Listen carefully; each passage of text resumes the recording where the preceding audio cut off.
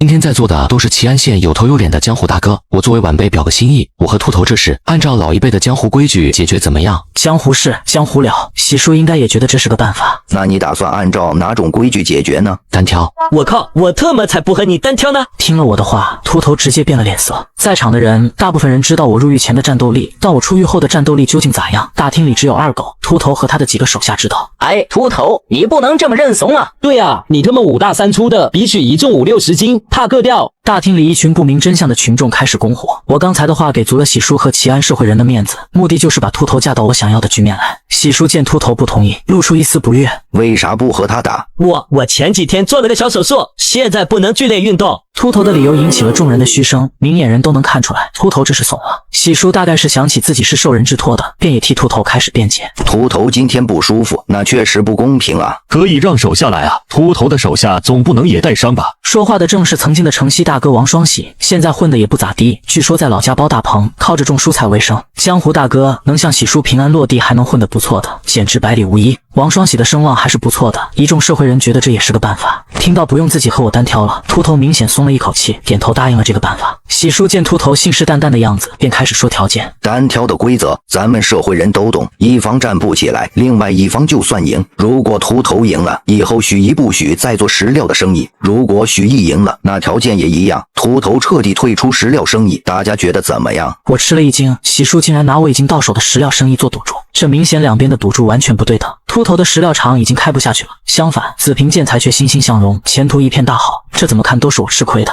喜叔，我先说下，那个紫平建材也不是我的，我是跟人打工，这玩意我做不了主。要不这样吧，我输了，我赔点钱行不行？不行，不能再让步了，这条件很公平。我本以为喜叔会考虑一下，可没想到他斩钉截铁地拒绝了。看来秃头背后的那个人给喜叔提的条件就是让紫平建材开不下去。这样吧，我输了，我以后退出食料生意，你们想怎么与紫平建材竞争就怎么竞争，怎么样？我一个打工的，肯定不能让老板关场不是？这下喜叔没有再坚持，而是和秃头商量了一下，见秃头没有反对，就定下了这个条件。橙子和二狗争先恐后的要替我出战，我拒绝了，他俩都不是对手，上了也是白上。强哥说他替我来，可大家都知道强哥是我的大哥，哪有大哥替小弟出战的事？你还有兄弟在外面吗？没有了，今天就我们几个。那你打算咋办？我死死盯着他，没说话。曹一刀这家伙从小跟着爷爷学八卦拳，我入狱前根本打不过他，现在估摸着也就能勉强和他打个平手。秃头那边的手下没有比他更强的人了。我去！曹一刀瞬间明白了。我虽然不是好人，但你是真的好狗啊！行吧，行吧，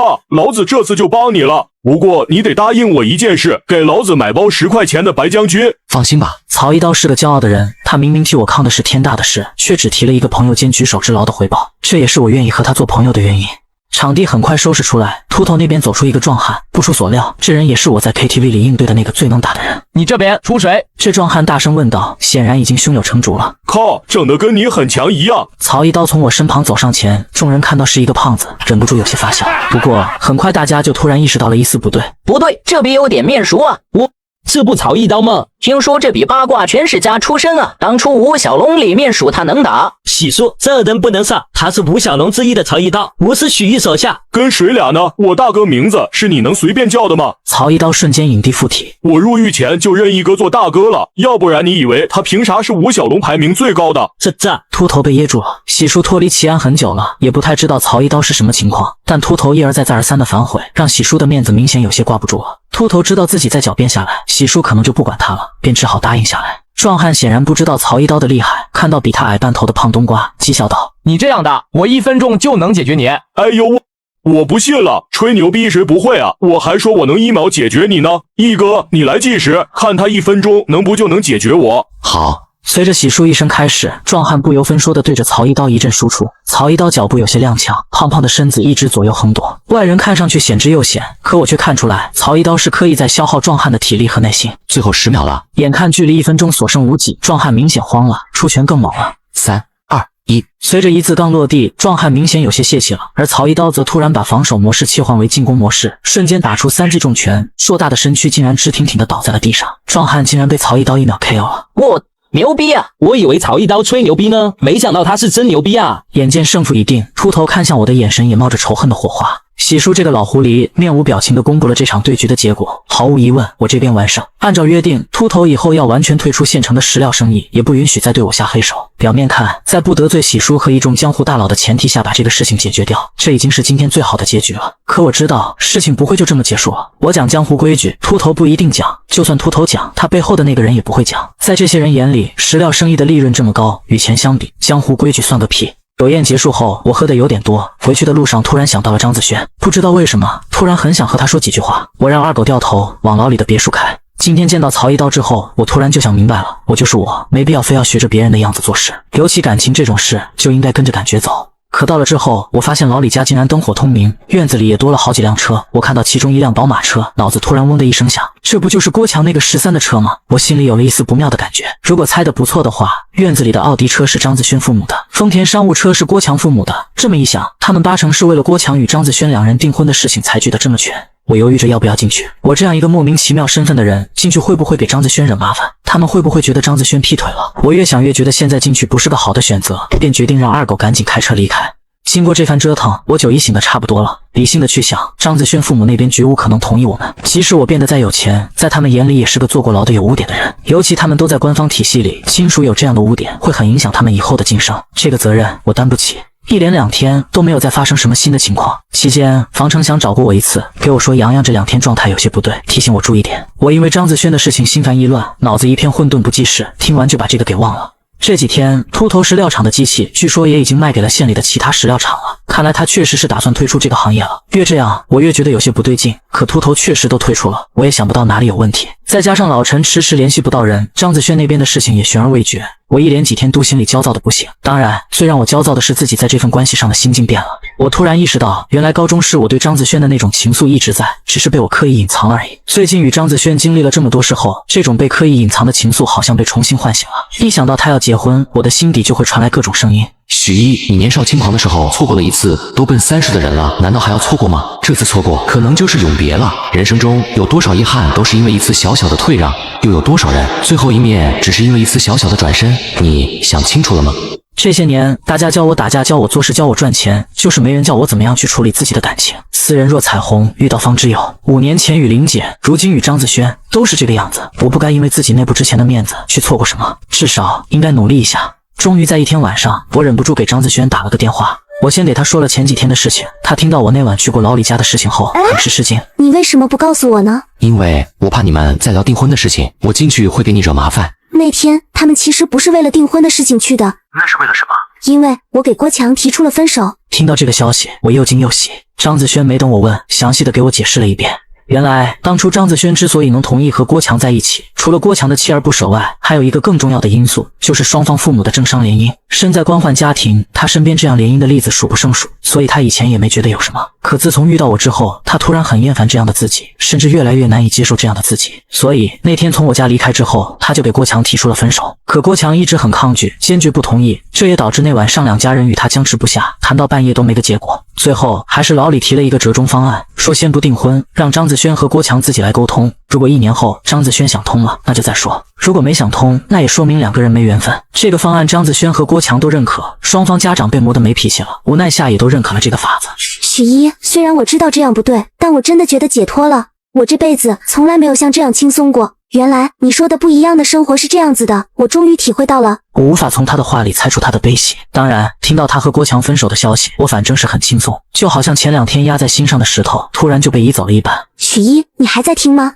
你那晚找我是想说什么？我犹豫许久，鼓起勇气。那晚我很想见你一面，然后呢？想和你说几句话。说什么话？我也不知道，就是很想见到你，给你说说话，随便说点什么都行。这次张子轩没有再继续追问。许一，你能不能答应我一个事情？什么事？原地等我，我会追上的。听到他的这句话，我的心宛若被丘比特一箭击中，那种感觉我毕生从没感受到过。好，我答应你。再过几天就是二狗和小翠订婚的日子了，我掏出一张早已准备好的卡递给小翠。我之前答应二狗说，你们的彩礼我出一部分，然后再给你们买一辆车，这里面有20万，应该够了。我知道如果给二狗，这家伙是肯定不会接受的，可没想到小翠表现得更加抗拒，吓得连连后退。哥，这也太多了，我们不能要。正推让着的时候，二狗不知道从哪跑了出来。一哥，你这是干嘛呢？你那个钱包生意给我后，已经让我赚了不少了，你这钱我打死不能要。这个家伙比牛还犟，我说了半天就是不要，我也懒得和他再让来让去的，想着回头等他们结婚的时候，当份子钱直接随上吧。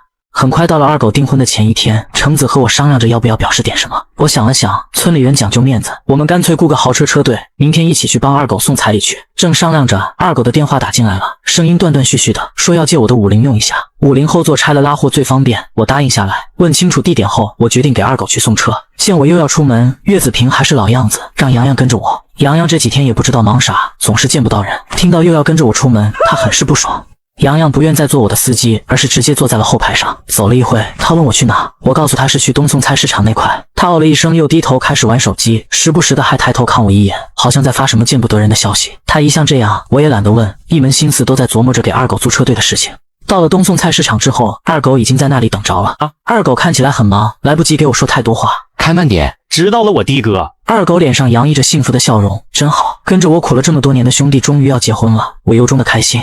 二狗冲我道别后，开车往前面十字路口赶去。他是东西向行驶的，绿灯。可正在这时，南北向的一辆大卡车突然驶出，速度很快，肉眼可见的超速。我瞬间意识到一丝不妙，二狗小心！我大声喊了出来。二狗不知道有没有听到，但二狗反应很快，急忙加速想要避开突然出现的卡车。可两辆车的距离实在太近了，那辆卡车甚至打了一下弯，朝着二狗车头的位置加速的方向撞了上去。如果我刚才还在想这个卡车出现是一个意外的话，那现在已经确定这是人为在制造车祸了。准确的说是谋杀，肯定是冲着我来的。车辆相撞的声音响彻天际，50红光瞬间被卡车撞得肢解。我承认那一瞬间我的脑子是空白的，只是本能的朝着50方向大步跑。洋洋此时已愣在了原地，身体不断的发抖。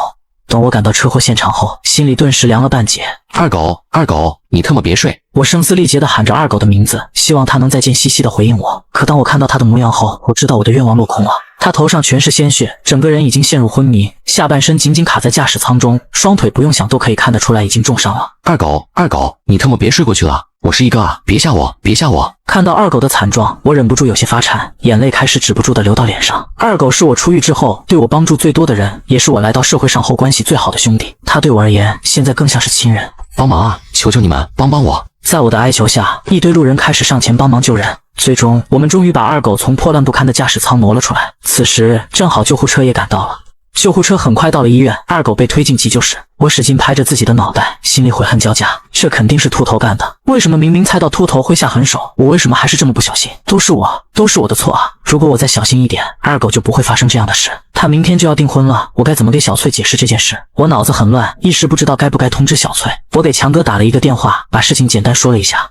很快，强哥赶到了急救室。二狗现在怎么样了？不知道，医生一直没出来。你先不要太自责，我们先看看怎么办。强哥，我要秃头死，我这次绝对不会再放过他。强哥没反驳我，而是郑重点了点头。想到二狗一入社会就跟着我2个，我的心情越发沉重，对秃头的杀心一刻都不想再藏着了。我掏出手机，想着可以去做这事的人，可想来想去，才意识到自己已经不是当年的一哥了，手里根本没有那么多的死士。我叹了口气，然后问强哥要不要通知一下二狗的家里。二狗伤得很重吗？我想到二狗浑身是血的样子，点了点头。很重，很可能。那就打吧，如果真的出了意外，别让他们有太多遗憾。正当我纠结该如何告诉小翠的时候，交警队的人出现在了医院。带队的曹队长找到我，问我是不是亲眼目睹了车祸的情况。我尽量平静地把车祸的情况完整给曹队长说了一遍。你的意思是说，那个卡车司机是故意的？对，可那个司机我们已经控制住了，他说是刹车失灵了，再加上疲劳驾驶，所以没及时反应过来。不可能！听到曹队长的话，我几乎控制不住自己的情绪了。就算刹车失灵，也不该在那种情况下转弯。他很明显就是冲着人去的，他背后肯定有人指使。警察同志，你们一定要好好查一下。同志，你先冷静一下。如果是刑事案件，得找刑警队的帮忙，我们交警不管这个的。为什么不管？为什么啊？我一想到二狗的处境，就感到有些痛不欲生。许一，你先别着急。强哥搂住我，让我不要太激动。这事归刑警队管，我当然知道，我只是一时很难接受现状罢了。对不起，曹队长。曹队长也能理解我的心情，最后还帮我联系了刑警队的人。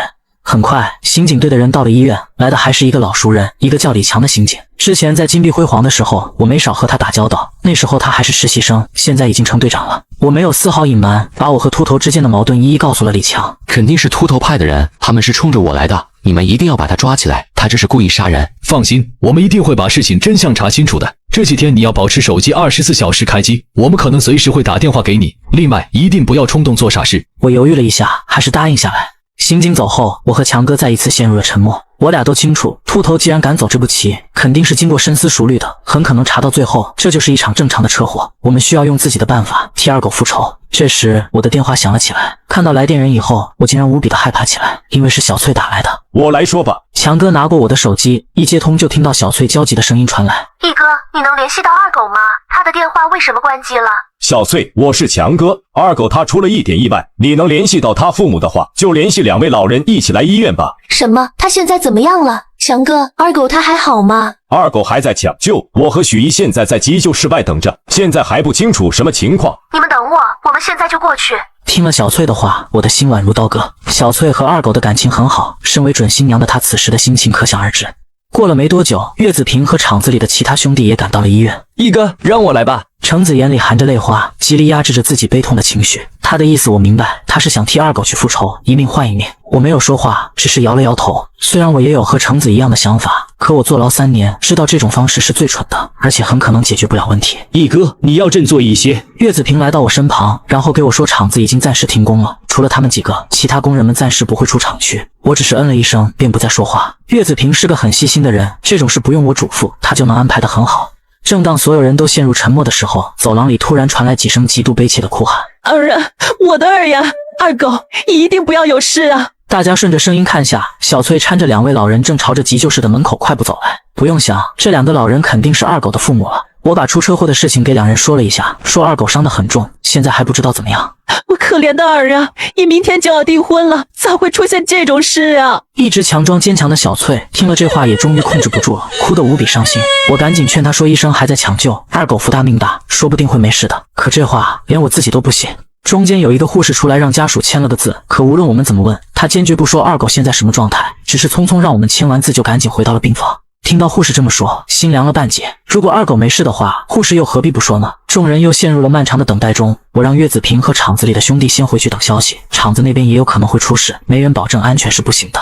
一直等到晚上11点，一个一脸疲惫的医生率先走出来，我们赶紧问结果怎么样。男医生说还是没脱离生命危险，接下来如果伤者能撑过24小时，才没有生命之忧。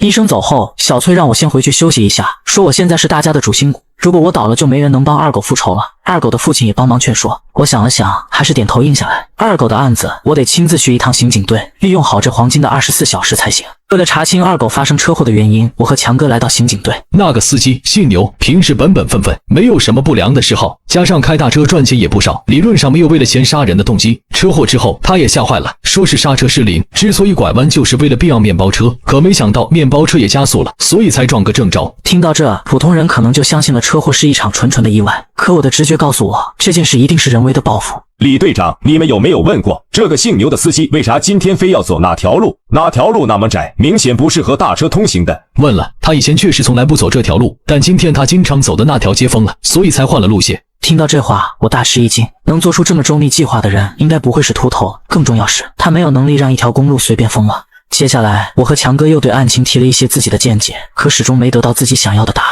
看来我俩最初的猜测是正确的。这起车祸，司机没跑路，就说明了对方已经把所有情况都考虑到了。目前看起来，这件事更像一起车祸，但没有充分证实之前，我们这边不会轻易下结论的。你们回去等消息吧。许一，你一定不要冲动做傻事。李强知道我是之前的吴小龙之一，也知道我坐过牢的事，他的劝诫也是发自内心的。某些程度上，我是感谢李强给我说的这句话的。出了刑警大队，我没有回厂子，而是带着强哥回到我的新家，一起计划着怎么才能接触到那个姓牛的司机。按照规定，车祸撞死人属于刑事案件，在没确定案件的最终性质之前，他要在看守所待着，最长的会待37天。策划这起车祸的人肯定会让这个司机尽可能在看守所里面多待一段时间。我们要想知道事情的真相，就必须想办法尽快接触到他。强哥，我之前在看守所待了3个月，认识了一个关系特别好的大哥叫聪哥，他在看守所待了4年，一直没等来判决书，现在都混成里面的扛把子了。我可以找律师联系聪哥，让聪哥找到那个姓牛的司机，把事情真相搞清楚。可以的，社会人折磨人的办法虽然有些低劣，但肯定会更高效。计划定好后，我躁动的心总算有了一丝安慰，因为知道我一天没吃饭了。强哥说他给我做点吃的。做饭途中，强哥无意间问了一句：“这房子是什么时候买的？”就前几天，蹊跷回来的第2天，我自己也就住了2宿。然后我给他说起之前房子被人扔死机、断水电的事情，所以才决定买新房子，而且暂时谁也没告诉。听到这，强哥突然愣了一下，直勾勾地盯着我。你今天去东宋菜市场的事都有谁知道？听了他的话，我瞬间呆住了。强哥，你是说有人把我去东宋菜市场的事情告诉了秃头，所以秃头才会在那里安排卡车？对，不然怎么可能这么巧？你最近都没怎么出门，他不可能猜到你会去哪里，也不可能猜到你那个时间点会出现在东宋菜市场。强哥说的对，这么简单的问题我早应该想到的，可因为二狗的事情，让我今天的判断力严重失常。我临走的时候给岳子平说了一声，岳子平让洋洋跟着我，厂子里除了这俩人，没有别人知道。难道是洋洋？这家伙一路上都在玩手机，还刻意问我去哪里。想到这，我们也顾不上吃饭了，赶紧把灶火关了，往厂子里赶。一路上我都在后悔，房承祥之前提醒过我2次洋洋有问题，可我都没放在心上。如果这次是洋洋做的，那之前我在紫平建材的事，还有价格双轨的事，那8成也是他传出去的。来到宿舍，却发现本该在床上睡觉的洋洋，此时却没了人影。洋洋呢？不知道，睡觉前还在呢。我上前摸了摸床铺，床铺是冷的，看来洋洋已经走了一段时间了。这下我终于确认了是洋洋这家伙把我出卖的，他肯定猜到我会怀疑到他身上，提前畏罪潜逃了。出了宿舍后，我把和强哥的猜测告诉了岳子平和房承祥。岳子平顿时气炸了，摆出一副恨不得把洋洋徒手给打死的架势。房承祥听了以后痛心疾首，但又不好埋怨我，提醒我说洋洋喜欢上网打游戏，我们要不要去网吧找找。于是给陈冠宇发去洋洋的照片，让他帮我去找找。陈冠宇爽快答应，他和直专的老大曹亮是把兄弟，在直专也是风云人物，调动110号学生找人是小问题。没过多久，陈冠宇就回了消息，说所有网吧都找了3遍，没找到我要找的人。洋洋跑了，说明这是肯定是他干的。犹豫再三，我还是把这个重要的消息告诉了刑警李强，说不定李强那边有更好的办法。离开厂子后，强哥提醒我，找聪哥帮忙的事情暂时别告诉岳子平，现在除了我们几个人，其他人最好不要完全信任。我虽然觉得岳子平肯定不会做出这种事，但此事不得不防。第二天一早，我联系了一个全城的律师，这个律师是王教授的学生，听说专业程度很高。听到我是王教授介绍的，这个叫孟君的女律师爽快答应了我请求。孟律师做事很利落，没到中午就给我回电话，我已经和聪哥联系过了，聪哥答应帮忙，还说让你想办法早点把他搞出去。聪哥之前的老板涉及杀人被判了死刑，他只是一个保镖，一直没有证据证明他与老板的那些事情无关，所以这几年他一直在看守所待着，上诉了好几次都没成功。既然聪哥都答应帮忙了，我也该做点什么。孟律师，聪哥这个案子好弄吗？他这个操作好了，就算真判也就3、4年的事，他在看守所都待了4年了，让他别上诉，直接判就得了，他应该可以直接出来。这么简单？我来操作这事的话，确实会比较简单。我问清楚酬劳，光聪哥的案子就要20W，再加上那个司机的事情，他一共收了我25W。我给他转了过去，让他等聪哥回消息以后就着手处理这事。下午，强哥因为家里有急事暂时回去了，我看差不多快到24小时了，赶紧回到医院，祈祷着二狗能够赶快醒来。当我来到医院，却发现二狗的父母竟然一夜之间多了很多白发，小翠哭的眼睛肿成了桃子，可在老人面前依旧努力坚持，说着一些宽慰的话。病房有没有传出来什么消息？没有，医生说还得再等几个小时看情况。这次我没有离开，而是留在医院静静等待着命运最后的判决。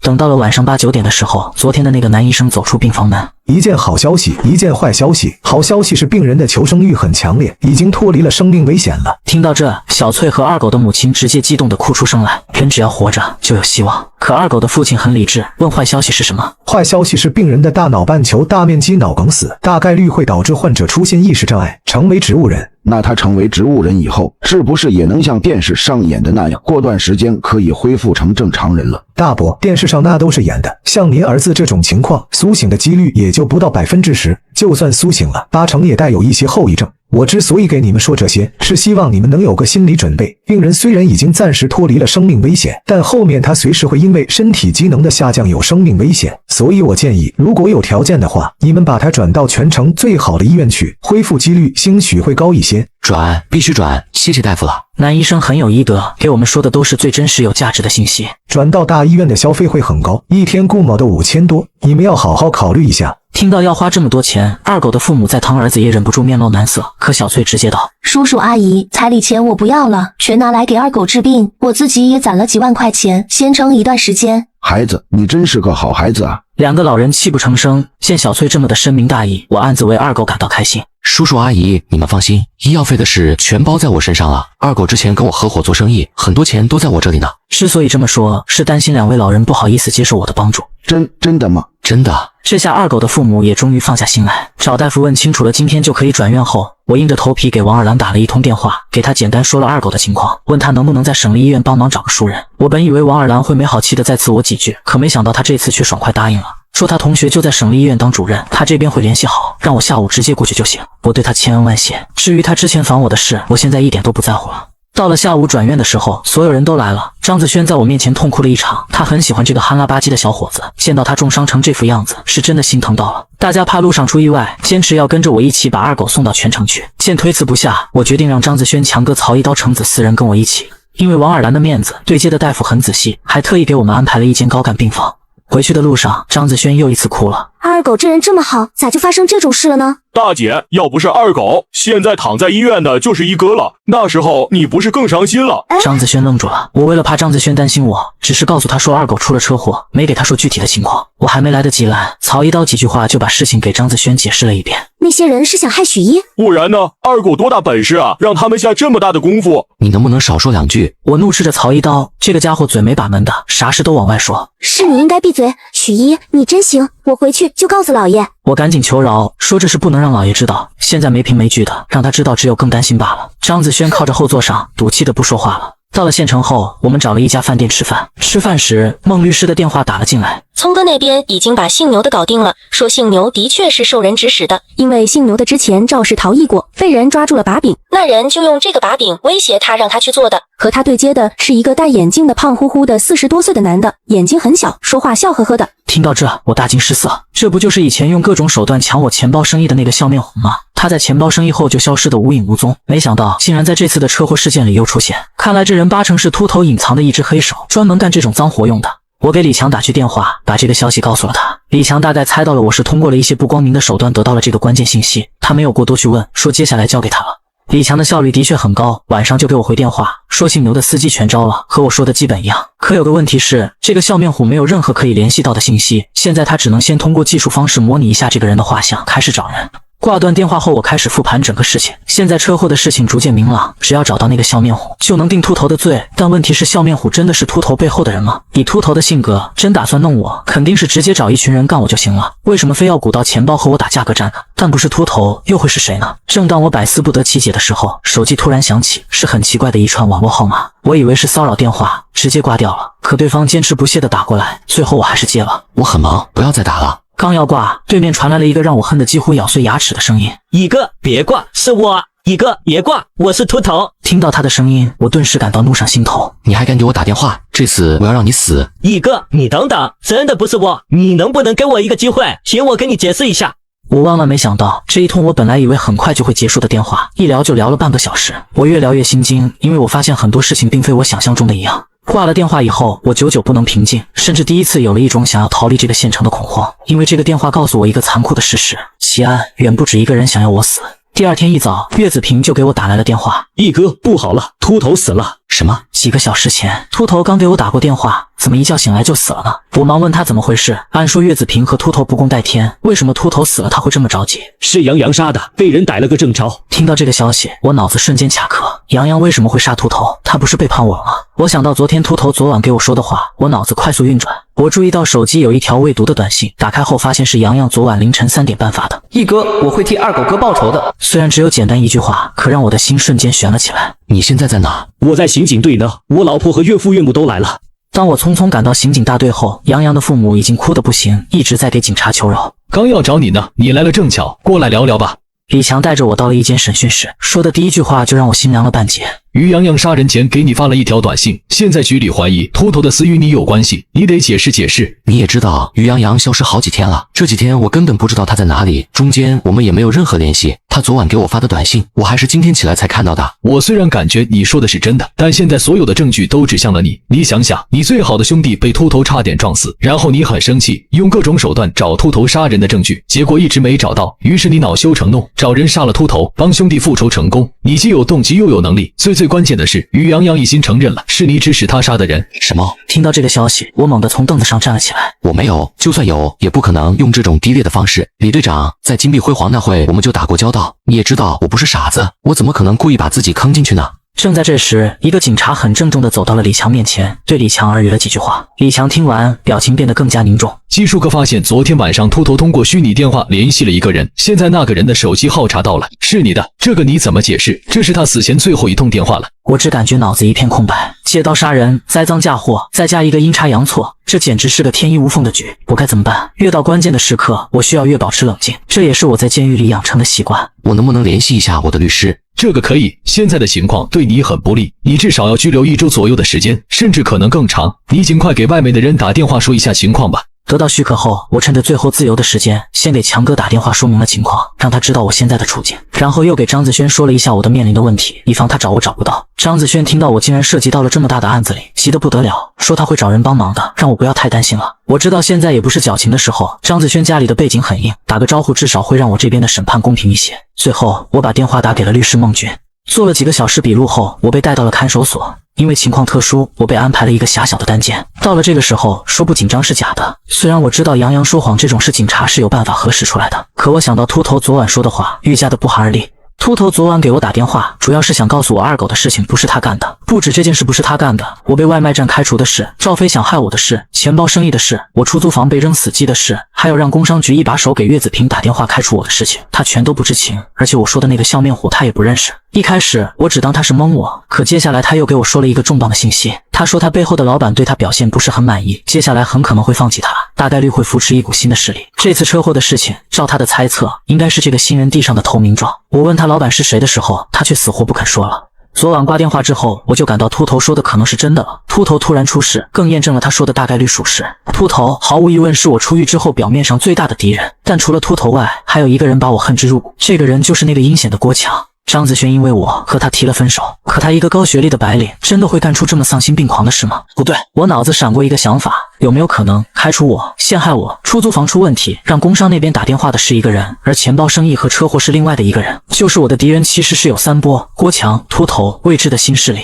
我被开除和赵飞陷害我都是在参加张子轩生日会之后。生日会上，郭强明显看出来张子轩对我比较热情。我住院之后，张子轩还经常去医院看我。善妒的郭强肯定会想办法报复我。他这种人胆子比较小，用点关系打个举报电话，再用点钱让之前就认识我的赵飞帮忙，很像他的做事风格。我越想越觉得靠谱，甚至想到高中被开除的事，大概率也是这货举报的我。他肯定知道我和张子轩互相倾慕，说不定以后会走到一起，所以按捺不住找了老师举报了我。这个傻13，我出去之后肯定不会放过他。见到孟律师后，我把昨晚和秃头通话的关键内容告诉了他。就算把电话内容告诉警察，他们也不会相信的。现在最重要的是让于洋洋改口，只要他改口，我们就能有喘息的机会。可是现在于洋洋也被单独关押，我们没办法见到他，见不到他就很难让他改口。孟军觉得我说的确实有道理，一时也没了特别好的办法。那就等我师兄来吧，他很牛的。见状，我也只能把希望寄托在这个未曾谋面的师兄身上。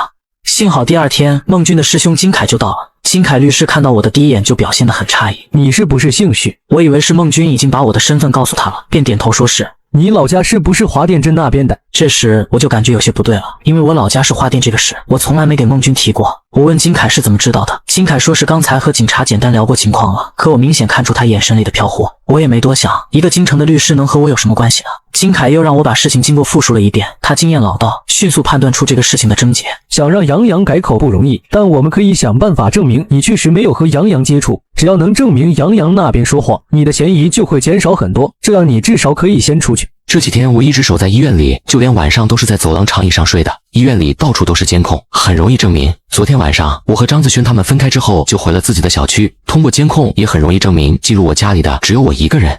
不得不说，金凯的建议很到位。李强队长听了之后，也决定采纳我们的建议。到了第二天，李强提审了我。我本来以为是要放我出去了，可没想到他却掏出手机给我放了几段视频。视频画面不是很清晰，可还是可以看出这几天洋洋每天都会在半夜的时候进出过我们小区，具体去了哪栋楼不清楚。李强本想调监控证明我这几天与洋洋没接触，没想到却发现了大瓜。洋洋最近几天频繁出入我所在小区，傻子都知道不可能这妖巧。尤其最后一段视频画面里，洋洋出了小区以后就没再回来。在这之前，我接到了秃头的电话，然后有了足够的信息可以提供给洋洋去杀人。看完视频，我心已经凉了大半截。背后的这个人怎么可以这么强，竟然算到了每一个步骤。可我搬进新家的事情，只有七巧和强哥知道，这2个人都是绝不可能出卖我的。许一，如果真的是你，你早点承认吧。李强说完，就迅速结束了这次的对话。金凯和孟军让我先稳住，他们会再去找人了解更多的信息。可没想到这一等就是5天过去了。这5天里，李强那边也没有特别大的进展，洋洋那边也一口咬定是我让他去杀的秃头，甚至那把杀人的藏刀都是我特意带他到全城买来的。听到这个消息，我惊得无话可说。那把藏刀确实是我带杨洋去全城看蹊跷的时他自己出去买的，当时被陈可可评价花里胡哨，可没想到这把花里花哨的刀竟然真的杀了人。就在我即将绝望的时候，第6天，事情突然出现了转机。首先是金凯很敏锐地找到杨洋话里的一个漏洞，那就是杨洋压根不知道我住的房间号，只知道大概的楼号。如果那几天他真的住在我家里的话，怎么可能连房间号都记不住呢？然后李强又告诉我，一个张姓的领导做了指示，还担保我这边绝对没有杀人。我知道这肯定是张子轩那边劝动了他的父亲帮忙，这段时间估计他没少为我的事情操心。经过这一个关键证据和一个关键担保人，我终于得以在关了6天后重见天日。因为我出来的事情很突然，县城内的朋友没人知道，也没有来接我。金凯说他京城的事情还没处理完，他得立马赶回去。孟军也在齐安待了一段时间了，也要回全城。我们3人便在门口道了别。可他们走后，我才发现自己身无分文，手机也没电了，只好徒步往新家的方向走去。走了大概10几分钟，一辆车竟然停在了我的旁边。义哥，果然是你，好久不见啊！胖金莲欣喜地给我打招呼，好久不见。之前送陈冠宇去全城回来后，就再也没见过胖金莲了。那次他还帮我垫付了几万块钱的货款，说好的欠他一场电影，也一直因为忙着石料厂的事情没还上。胖金莲问我这是打算去哪，我不好意思说是因为没钱坐车走着回家，就说自己在逛街，琢磨着买点东西。听到逛街2个字，胖金莲眼里一下有了光。我也正打算去逛街呢，一起呗。这下反而是我愣住了。风怪大的，你先上车再说。好。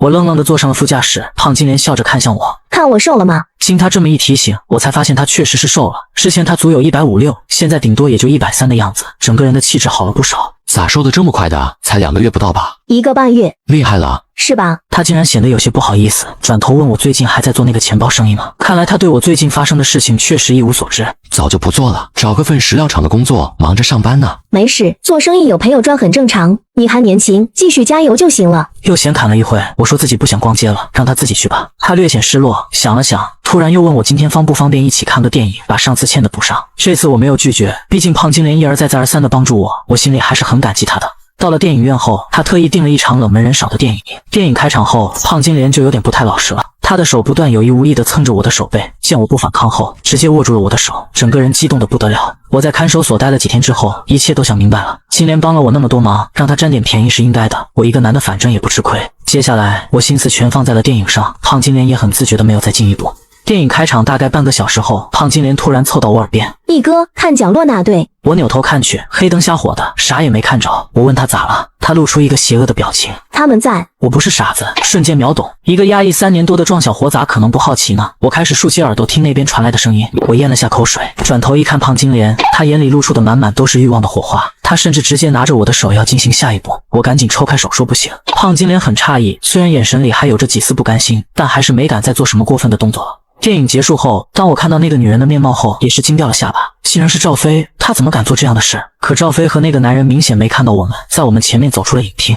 因为只有一条路，我和胖金莲也跟在他们屁股后面。我也有些好奇，赵飞和这个男人是什么关系？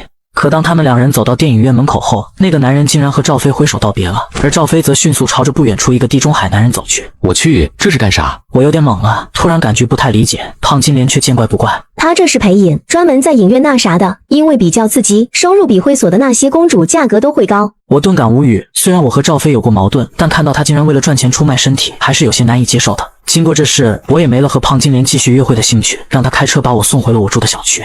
洗完澡后，我打开已经充好电的手机，老李发了条消息，让我有空去陪他下棋。陈可可给我汇报了一下七巧的病情，说现在和七巧处成了姐妹，甚至还在大夫允许的情况下带着她逛了一圈趵突泉。小翠则发了一条消息，说这几天二狗的病情不是很稳定，预存的医药费可能只能撑3天了。可当我打算转账的时候，才发现我卡上已经没钱了，给二狗预存医药费，再加上请律师的事情，我的那点存款彻底消耗殆尽。无奈之下，我又一次给小财主陈可可打了一通电话，问他借了20W。陈可可毫不客气地宰了我一通。临挂电话的时候，他突然问我：“你上次带来的那个傻小子，最近咋不回消息了？”我反应了很久，才想起他说的是于洋洋。他最近发了誓进去了，可惜了，我还打算卖他一套 PSP 呢。为啥要卖他？按说他俩只有一面之缘，咋还做起生意来了？他喜欢我呗，非要照顾我生意，几天让我赚了得有1万块了，比我在学校忙1周的。啥东西你能赚1万块？2个水果手机，1个翻新的水果电脑，还有耳机键盘啥的，反正都是一些我不好卖的东西，他全给我收了，可赚死我了。我突然想到，我和洋洋从全城回来的第3天，二狗就出事了，接着洋洋就失踪了。他怎么能在短短的2天内买那么多东西呢？我脑子里猛然闪过一种可能。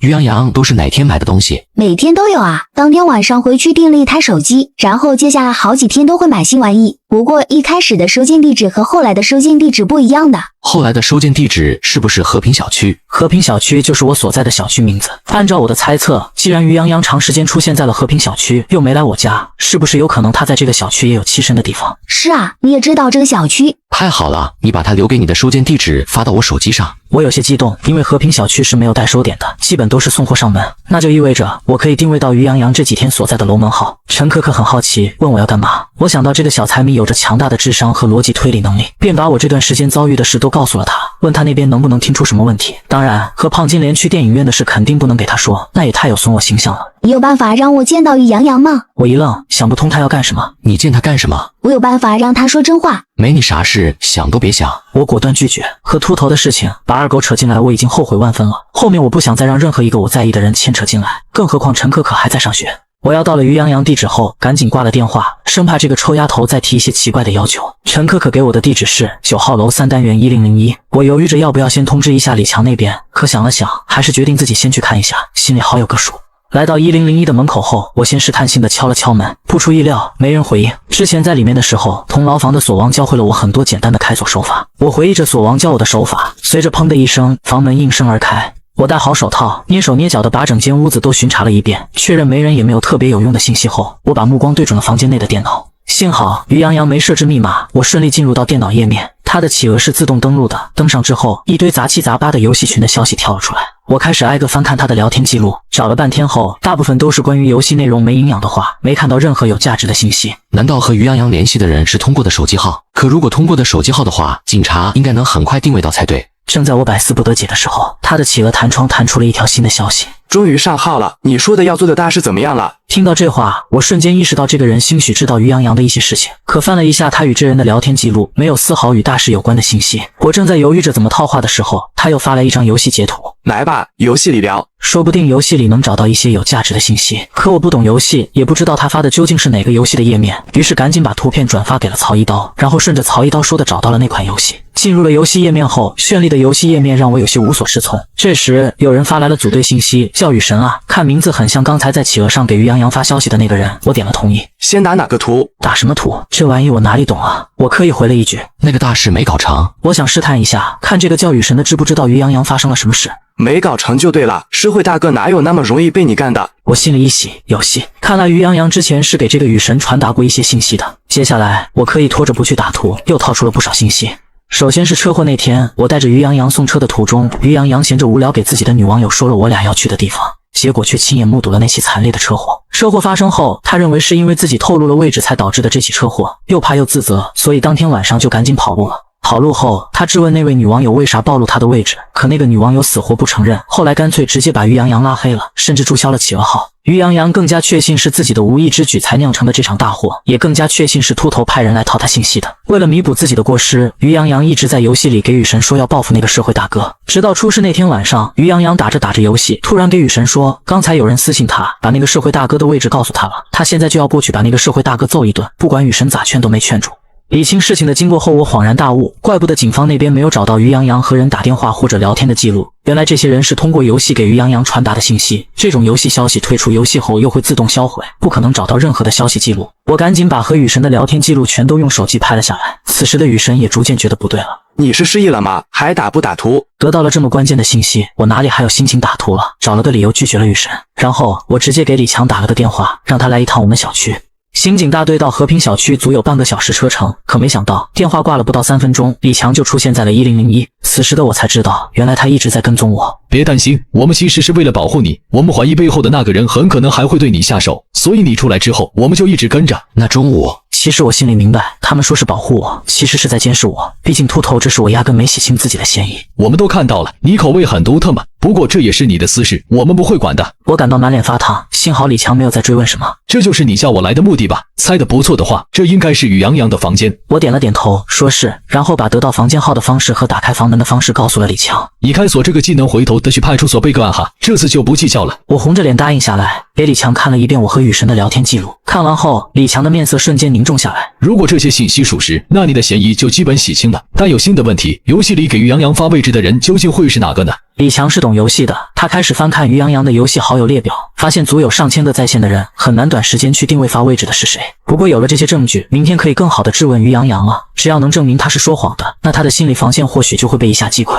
李强又叫来了几个同事，把屋里的证据都采集了一遍。临走前，李强嘱咐我，最近2天你就先在和平小区待着，我们会有同事24小时在附近值班，如果真要出门的话，就给我打个电话，我好调人过去。李队长，谢了。虽然被监视的感觉不爽，但此时此刻我由衷的感谢李强。李强走后，我回到了自己家里，突然感觉这是愈加的扑朔迷离。秃头这个我之前视为最大威胁的人已经死了，接下来我的敌人是谁，是我急需搞清楚的事情。看样子于洋洋也不是诚心要出卖我的，不然也不会冒着那么大的风险去砍秃头。可他为什么要指控我呢？或者又是谁让他指控的我呢？想到这，我脑里闪过一丝灵光。按照于洋洋给雨神说的，他并没有想杀人，而是想找个机会给秃头点颜色看看。所以他为什么从打人变成了杀人？这里面肯定有特殊的原因。我直接给李强打去电话，问这个问题于洋洋是咋回答的。于洋洋一开始的供词就是说你让他去杀人的，压根没说转变主意的事。而且按照目击证人和监控来看，于洋洋在秃头出了厕所后，是很直接冲着秃头心脏位置刺的，明显很刻意，也不像是那种过失杀人。听了李强的话，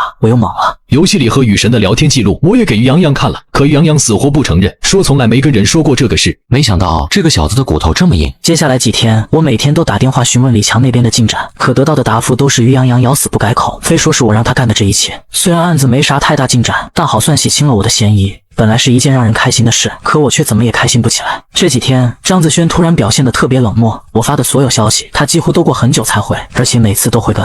我也曾在一天晚上忍不住问他发生了什么，可他只简单回了几个字：太忙了，先睡了。那一刻，我只感觉心一下冷了半截。前2天不是还让我原地等他吗？怎么这才过了几天，他就变得如此冷漠？难道他和郭强复合了，或者是他厌烦我这样在刀尖上起舞的生活了？尽管我100个相信张子轩不是那样的人，可还是忍不住开始胡思乱想，越想越烦。这天在家实在烦得不行了，我约了曹一刀去吃烧烤。最近在忙什么？还是搞游戏代打那一套，现在没本钱，只能先干着了。曹一刀入狱前曾是县城几家赌场的镇场大哥，后来赌场出事，老板跑路，他进去了。他出来后，曾经的兄弟有混得好的让他过去，可都被他拒绝掉了。老子就不信了，不靠违法的事情，我发不了财。会发财的，你看我虽然没有特别有钱，但起来也就几个月的事情。谁说不是呢？就你个傻13都能起来，老子肯定也行。说完，我俩同时哈哈大笑起来。我和曹一刀都是被学校开除，都是一方带头大哥，都是坐过牢的人，所以我能理解他现在的想法。喝了半截，我突然想起一件事，便笑着问曹一刀和胖金莲是咋回事。曹一刀彻底懵了：你特么咋知道的？说说看，我可太好奇了。我讲的是实话，胖金莲竟然能把吴小龙睡到4位，这真是县城独一号的存在了。可曹一刀却死活不肯说，无奈我只能拼命灌他酒。我俩喝得又急又快，意识很快就有点不清醒了。可曹一刀却依旧守口如瓶，死活不说和金莲的故事。我只能再生一计。既然不说，而且这么便宜，那这顿烧烤就得你请了。好啊，原来在这等着我呢。结完账，刚要走时候，黄山突然出现在了我面前。许一，你到底什么意思？什么意思啊？我一直觉得这个女的有点莫名其妙。上次送完她手机之后，她给我发了不下100条信息，全是自顾自的说给我机会云云，我一条没回，因为实在是搞不懂她的脑回路。你不是想追我吗？为什么后来不追了？我什么时候想追你了？你又是送我手机，又是给我钱的，还说不是想追我？哪个陌生男人会无缘无故给一个女生买那么贵的手机？我努力回忆了一下，终于想起当初是为了找林姐才找黄山帮忙的。我想起来了，当初那个手机是你让我买的吧？那个钱也是你让我给的。我是为了找你帮忙，不是为了追你。听了我的话，黄山愣住了，脸色明显有些异常。不可能，你肯定是想追我，你是不是觉得追不上我才这么说的？我跟你说，你是有点配不上我，但你长得够帅，也还年轻，我决定给你一个机会。这下曹一刀也终于看出是咋回事了，他看智障一般的看着面前的黄山。大姐，你家没有镜子吗？死胖子，没你说话的份。曹一刀是从来不对女人下手的，他骂人的本领又不如我，一时被黄山给噎了个够呛。许一，你说话啊，我都给你机会了。了，你不要把握不住，追我的人吉安可多了，再晚可就没机会了。我有些哭笑不得。黄山，作为老同学，我就不说太难听的话了。上次的事确实是为了找你帮忙，手机是酬谢你的，也感谢你上次帮了我。不过我确实对你没别的意思，你不要多想。听了我这番话，黄山愣了几秒。这怎么行啊？我同事们都知道有个帅哥在追我了，我都告诉他们咱俩已经在一起了。你这样，这让我以后怎么解释？不行，你今天必须答应我。见他这番奇怪的理论，我实在懒得搭理他了。你别走，今天你不答应，我就一直跟着你。别以为我不知道你心里怎么想的，你肯定是因为这个胖子再不好意思是不是？死胖子，你滚开！曹一刀再好的脾气也忍不住了，何况他脾气本身就不好。你个八婆，咋来那么大的自信？脑子是全长在雷子上了是不是？一个眼睛瞎了才会看上你。你个流氓，会不会说话？两个人开始你一句我一句的互撕，我也实在忍不住了。黄女士，要点脸行不行啊？大半夜的跟着两个男人算什么事？可能我这话确实有些重了。黄山听完竟然直接哭了。许一，你个王八蛋，欺骗我感情，我和你没完。随便你。说完，我拉上曹一刀直接走了。第二天上午，老李给我打来了电话，最近的事情一直没敢告诉他，我现在很担心他从哪里知道了啥过来兴师问罪的。我胆战心惊的接通了电话。小王八蛋，你何子轩现在是什么情况？听到他问的是张子轩的事情，我长舒了一口气。最近和张子轩挺好的，每天都在联系。放你娘的屁！我愣了，按说我和张子轩的事情他也不太可能告诉老李才对，可听老李这生气的样子，明显是张子轩那边出现了什么情况。咋了老李？子轩那边发生啥了吗？我就问你，你是不是惹他生气了？这我也疑惑了，心道是不是真的自己做错了啥，才让张子轩突然变得很冷漠的。小王八蛋，你给我立刻马上过来！来到老李的别墅，老李铁着一张脸，一副不爱搭理我的样子。我舔着脸给他捶背揉腿，好算让他态度稍微缓和了一些。说吧，咋回事？我真不知道咋回事。子轩最近好几天都不咋回我消息，我们也好久没见面了。说完这话，我挪到一旁，生怕老李生气捶我。啥？都好久没见面了？老李很诧异，你真不知道怎么回事？对啊，他最近啥也没告诉我。要不你先告诉我子轩做啥了，让您这么生气？这丫头把工作给辞了，说是要去青岛那边发展。什么？我被这个消息惊得目瞪口呆。这么大的事情，张子轩怎么没告诉我呢？他最近到底发生了啥？为什么突然发生了这么大的转变？看来你是真的不知道。我听到这个消息的时候，也和你一个样。可无论我怎么问，子轩这孩子只是说想换个城市体验体验。可我快70岁的人了，还能看不出他在说谎吗？那他辞职还换城市，他爸妈能同意吗？这就是我感觉奇怪的地方。他们张家一向把子轩管得很严，可这次全家竟然都同意他去青岛发展。我一个外姓的老头也不好干预他们张家的事情。听了老李的话，我俩都沉默下来。他至少还是张子轩的亲老爷，而我呢？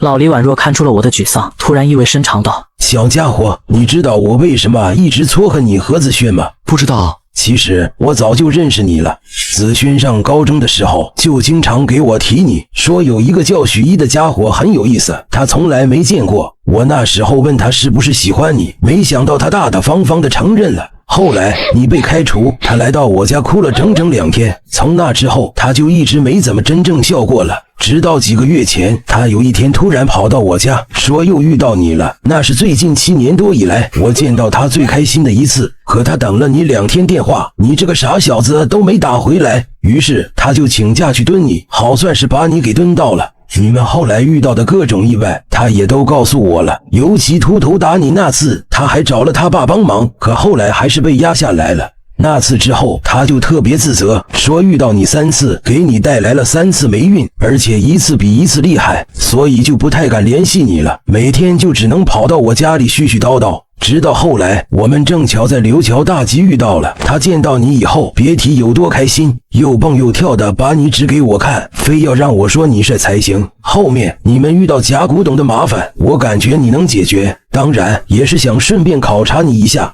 也就是那次，我才相信他的眼光没差。你的身体、人品、智商综合起来，确实是我见得年轻人里面比较高的。郭强那个人我见过好几次，从我第一眼见到他，我就觉得这个家伙心术不正，有点伪君子。我为此还劝过子轩的父母，可子轩的父母根本不在乎这个，他们要的只是利益而已，儿女的婚姻在他们眼里只是筹码罢了。我作为一个外人，自然也很无奈。所以这也是我一直怂恿你追子轩的原因，因为我知道这个世界上只有你才能让子轩真的开心。听完老李的话，我呆若木鸡。我完全没有想到，我在张子轩心里的地位竟然有这么高。我一直觉得他不过是对我有一些好感罢了，反而我对他倒是倾慕多年。那种滋味怎么说？有点开心，但更多的是难受，揪心般的难受。小家伙，不管他因为什么才离开的，你去见他一面吧。他应该也是想见你的，只是不想给你说。我收起复杂的情绪，郑重地点了点头。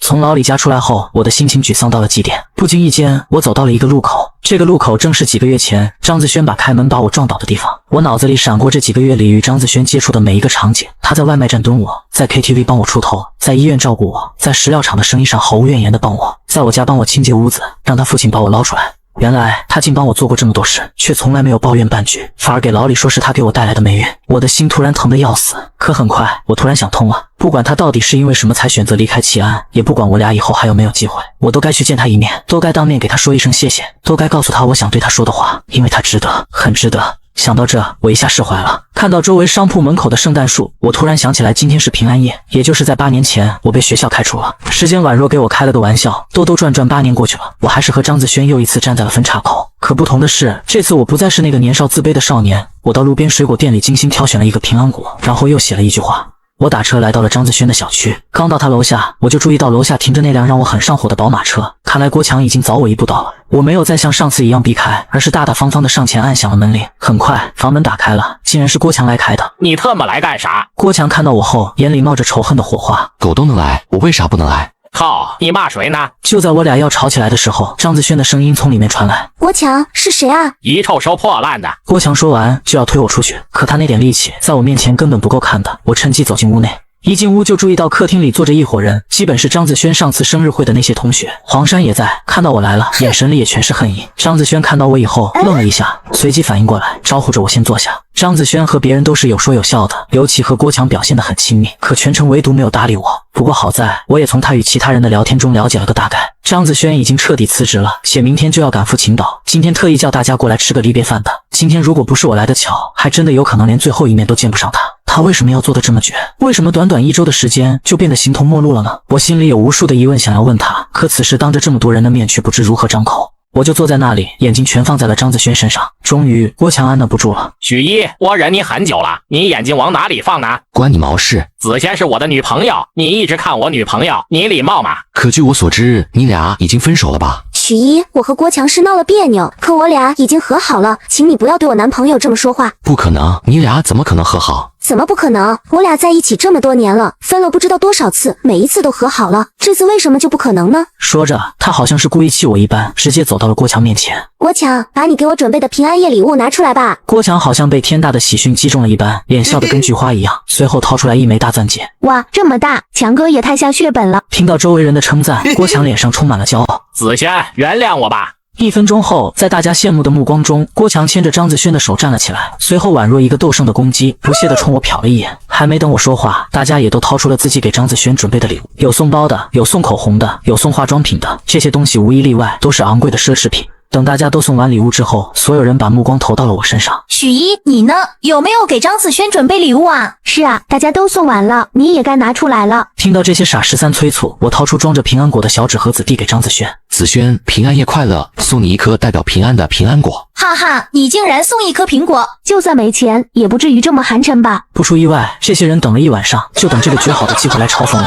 郭强更是趾高气扬地看着我。又不是上学的时候了，这么大一个男人，送人礼物竟然只送几块钱的苹果，你丢不丢人？这些傻13的话，我压根都不愿理会。张子轩明天就要走了，我不想再发火给他添堵。张子轩是个很有涵养的女孩，虽然刚才有点小摩擦，可此时还是笑着接过我手里的小盒子，如刚才接别人的礼物一样，说了一声谢谢。送完了平安果，我今天来的目的就已经达成了。我刚要准备离开的时候，黄山开始作妖了。啧，许一你可太小气了，送我这么贵的手机，却送张子轩一个破苹果。他为啥送你手机啊？他呀，自从上次生日会之后就开始追我了，又送我手机，又给我转钱的，追了我好长一段时间，可我一直没同意。他说完，又掏出手机，找到几张断章取义的手机截图。黄山的截图很有迷惑性，让大家不得不相信啊，他不会真的在追求你吧？不然呢？一个男人哪能随便送一个女人这么贵的东西？可惜我没看上他，把他拒绝了。此时张子轩的表情已经有了一些变化，我强忍着怒意从口袋掏出手机，打开和黄珊的聊天记录。我相信凭借张子轩的聪明劲，肯定能瞬间明白怎么回事。可我的手机还没递出去，意识到一丝不妙的黄珊故意挡在我与张子轩中间。许一，你就不要自作多情了，你连我都追不上，还想追张子轩，怎么可能呢？去你们的！许一，你竟然打我！黄珊突然挨了一巴掌，倒在地上哭闹不已。不过看向我的眼神里多了一丝明显的畏惧，他可能没想到我会当着这么多人的面打女人吧。张子轩也被我这突如其来的一巴掌惊得呆住了。许一，你闹够了没有？他的声音说不出的失望，眼神里已经有一丝泪光。我家不欢迎你，你走吧。我愣在原地盯着他看了许久，意识到他在撵我之后，突然失去了所有解释的欲望。好，我走。说完，我摔门离去。这一晚，我又把曹一刀喊出来，在大排档喝到了不省人事。害我险些入狱的于洋洋父母要见我，我本想拒绝，可见岳子平为难的样子，知道他在老婆一家的地位不高，我还是于心不忍，答应见一面。很快，岳子平的老婆、岳父、岳母都来了，一进门就哭着喊着求我救他儿子。叔叔阿姨，我现在也是个嫌疑犯，我哪有能力救他？这案子人证物证基本都齐了，于洋洋是无论如何都不可能脱得了关系的。岳子平的岳父岳母互相对视了一眼，最终还是岳子平的岳母先发了话。徐总啊，这个事我们也找人咨询了，杨洋才17，如果他是受人指使的，那他的情况还是可以从轻一点的。所以什么？所以我和他爸商量了一下，这个事如果有人承认是他指使的于洋洋，那于洋洋的处罚不就可以松一点了吗？我越听越糊涂，这大妈到底是啥意思？阿姨，你说的我也懂，可现在警方都查不到那个人是谁，我又有什么办法？我肯定最想把那个人给找到，因为那个人大概率也是想害我的人。听了我的话，这老两口又开始你看我我看你，互相鼓劲让对方说，可让了半天还是没人说话。爸妈，还是我来说吧。一直没张口说话的岳子平老婆突然张嘴。岳子平的老婆叫于艳艳，我之前见过一面，第一感觉就觉得这女的很精明，且很会算计。我爸妈他们商量了一下，希望你能和警方承认是你指使的于洋洋，这样于洋洋的罪名就能降到最低了。至于补偿，我们全家可以凑100万给你。什么？那一刻，我甚至都觉得自己听错了，花100万让我去承认故意杀人，我苦笑不得。不过，这也从侧面说明，岳子平确实没把我大股东的身份告诉他老婆。于艳艳以为我没听清，又把刚才的话重复了一遍，最后还补充了一句：我知道你也坐过牢，再进去一次也无所谓吧，而且这次还能有钱拿。大姐，你不会不知道这会被判死刑吧？我人都没了，要钱有什么用？你总有家人吧，把钱留给你家人，让他们过上好日子，不也挺好的吗？说实话，要不是碍于岳子平的面子，我早把于艳艳一脚踹出去了。于艳艳一家人见我不说话，有些着急。于艳艳的母亲又很大气地伸出一只手：我再给你加5万，你的工资1年也不过这个数吧？这些钱够你家人过上很好的生活了。我没有理他，而是看向岳子平。老岳，现在秃头已经死了，我们有空去做个工商股权变更吧。岳子平听了我的话，稍微愣了一下，最终还是点了点头。做什么工商股权变更？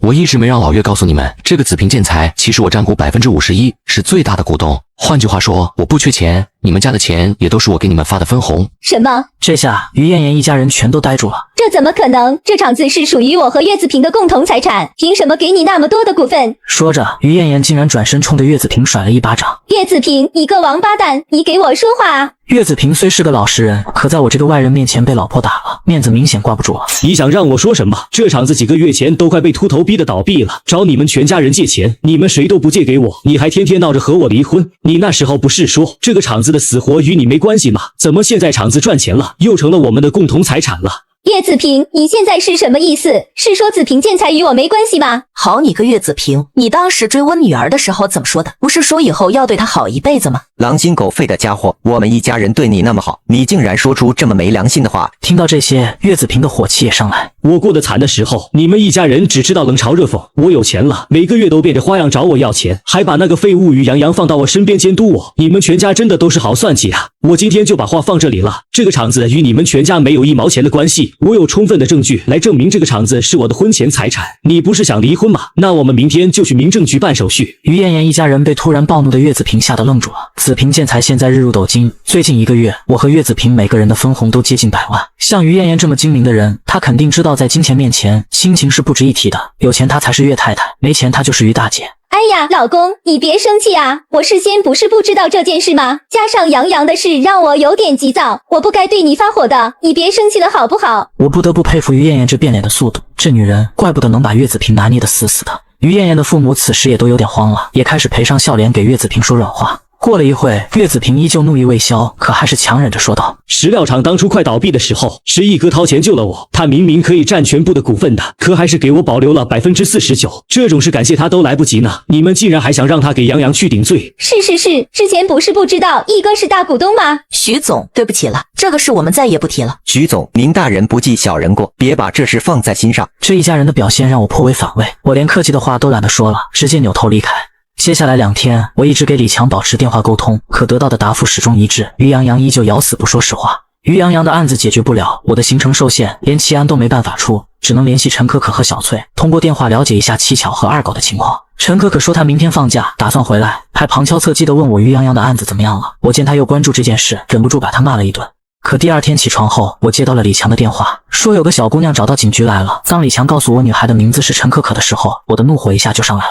当我赶到刑警大队的时候，陈可可正笑嘻嘻地给工作人员挨个塞早餐。哥哥，这包子你尝尝，老好吃了。姐姐，这是胡萝卜馅的，贼好吃。我这皮肤就是因为吃胡萝卜才这么好的。叔叔，您这身板这么壮，肯定破过不少大案子吧？赶紧来口新鲜的热豆浆补充下蛋白质。队长李强也被贿赂了，看见我时正大口地吃肉包子。许一，你这个小织女可太会来事了，这包子可真好吃。我上前一把拉住陈可可，直接把她拽出了屋子。你特么来干什么？我能让于洋洋说实话。你怎么让他说实话？你不知道这样你会有危险吗？这你不用管，刚才那个警察叔叔已经答应让我见于洋洋了。不行，我不是不相信陈可可说的话，而是不想让他牵扯到这事里面来。他父亲还在狱中，在齐安的宿敌也很多，如果再牵扯到这样的案子里，那他姐弟俩后面肯定会更危险。大叔，你就让我试试嘛。陈可可开始冲着我撒娇，可纵使他说破了嘴皮，我还是坚决不同意。就在这时，李强走了出来。这小姑娘不就是要和于洋洋见一面吗？你这是要干啥？她还在上学，不能参与到这件事里。那些人丧心病狂，万一哪天找她报复怎么办？你有没有想过，如果凶手迟迟找不到，你身边的人会更危险？对啊，大叔，那些人肯定还会对你下手的。再说了，我只是和于洋洋聊一次而已，警察叔叔不说出去，外面那些坏蛋就不会知道的。对，你们的安全，我们绝对会负责到底的。见我还是不为所动，李强继续说：这些天，为了这个案子，我们队里的同志一天只睡3-4个小时，都有点扛不住了。许一，让小姑娘试试吧，不管于洋洋说不说实话，我这边都会封锁消息，不让这件事传出去。还有，我听小姑娘说，你们不是一直在找西林吗？这件事也包在我身上，等这案子完事了，我亲自出面帮你找人。许一，我们也认识很多年了，你就当帮我吧。李强都这么说了，我也不好再阻拦。不过我提了一个要求，陈可可和于洋洋聊的时候，我得旁听才行。你听可以，不过只能通过监控，我们担心于洋洋见到你不肯说实话。可可，你怎么来了？我联系不上你，打听了很久才知道你犯了事。我之前给你发了很多心里话，可惜你都没有回。你给我发啥了？陈可可突然表现得娇羞起来，低着头表现出一丝小女生的姿态。要不是在监控里亲眼看到，别人给我说我都不会相信，那个财迷的理性的高智商的陈可可会有这么小女生的一面。可可，你是不是想我了？陈可可听了，表现得更加不好意思，不过还是点了点头。于洋洋见状更兴奋了。可可，我可太开心了，我没想到你也会想我，这几天我也一直在想你，你是我这辈子最喜欢的女孩。于洋洋的话语无伦次，可句句都透露着他对陈可可的爱慕。陈可可听完，表现得却很忧郁。可是你犯了这么大的事，以后我们还能见面吗？我才17，肯定能轻判，我肯定能很快出去的。你是不是骗我啊？犯了这么大的事，怎么可能很快就出来？可可，我告诉你，我肯定可以出去，而且不会超过3个月。听到这，我和李强对视一眼，我们都很好奇这个于洋洋能有什么办法很快出去。物证人证都在，他怎么可能还会脱罪？可可，如果我出去了，你答应我一件事好不好？答应你什么？等我出去了，你做我女朋友行不行？陈可可再次表现得娇羞起来，犹豫了几秒，最终点了点头。不过我听说你一直没给警察说实话，还说是一哥指使的你。一哥是我的亲人，我不想你2个之间出问题。是一哥让你来的？不是，是我偷偷来的，他压根不知道我来。可可，我不能说，我说了我就完了。为什么啊？没有为什么，我就是不能说。你就等我3个月，3个月后我去全城找你，我在你学校旁边找个工作，那样就能天天见到你了。如果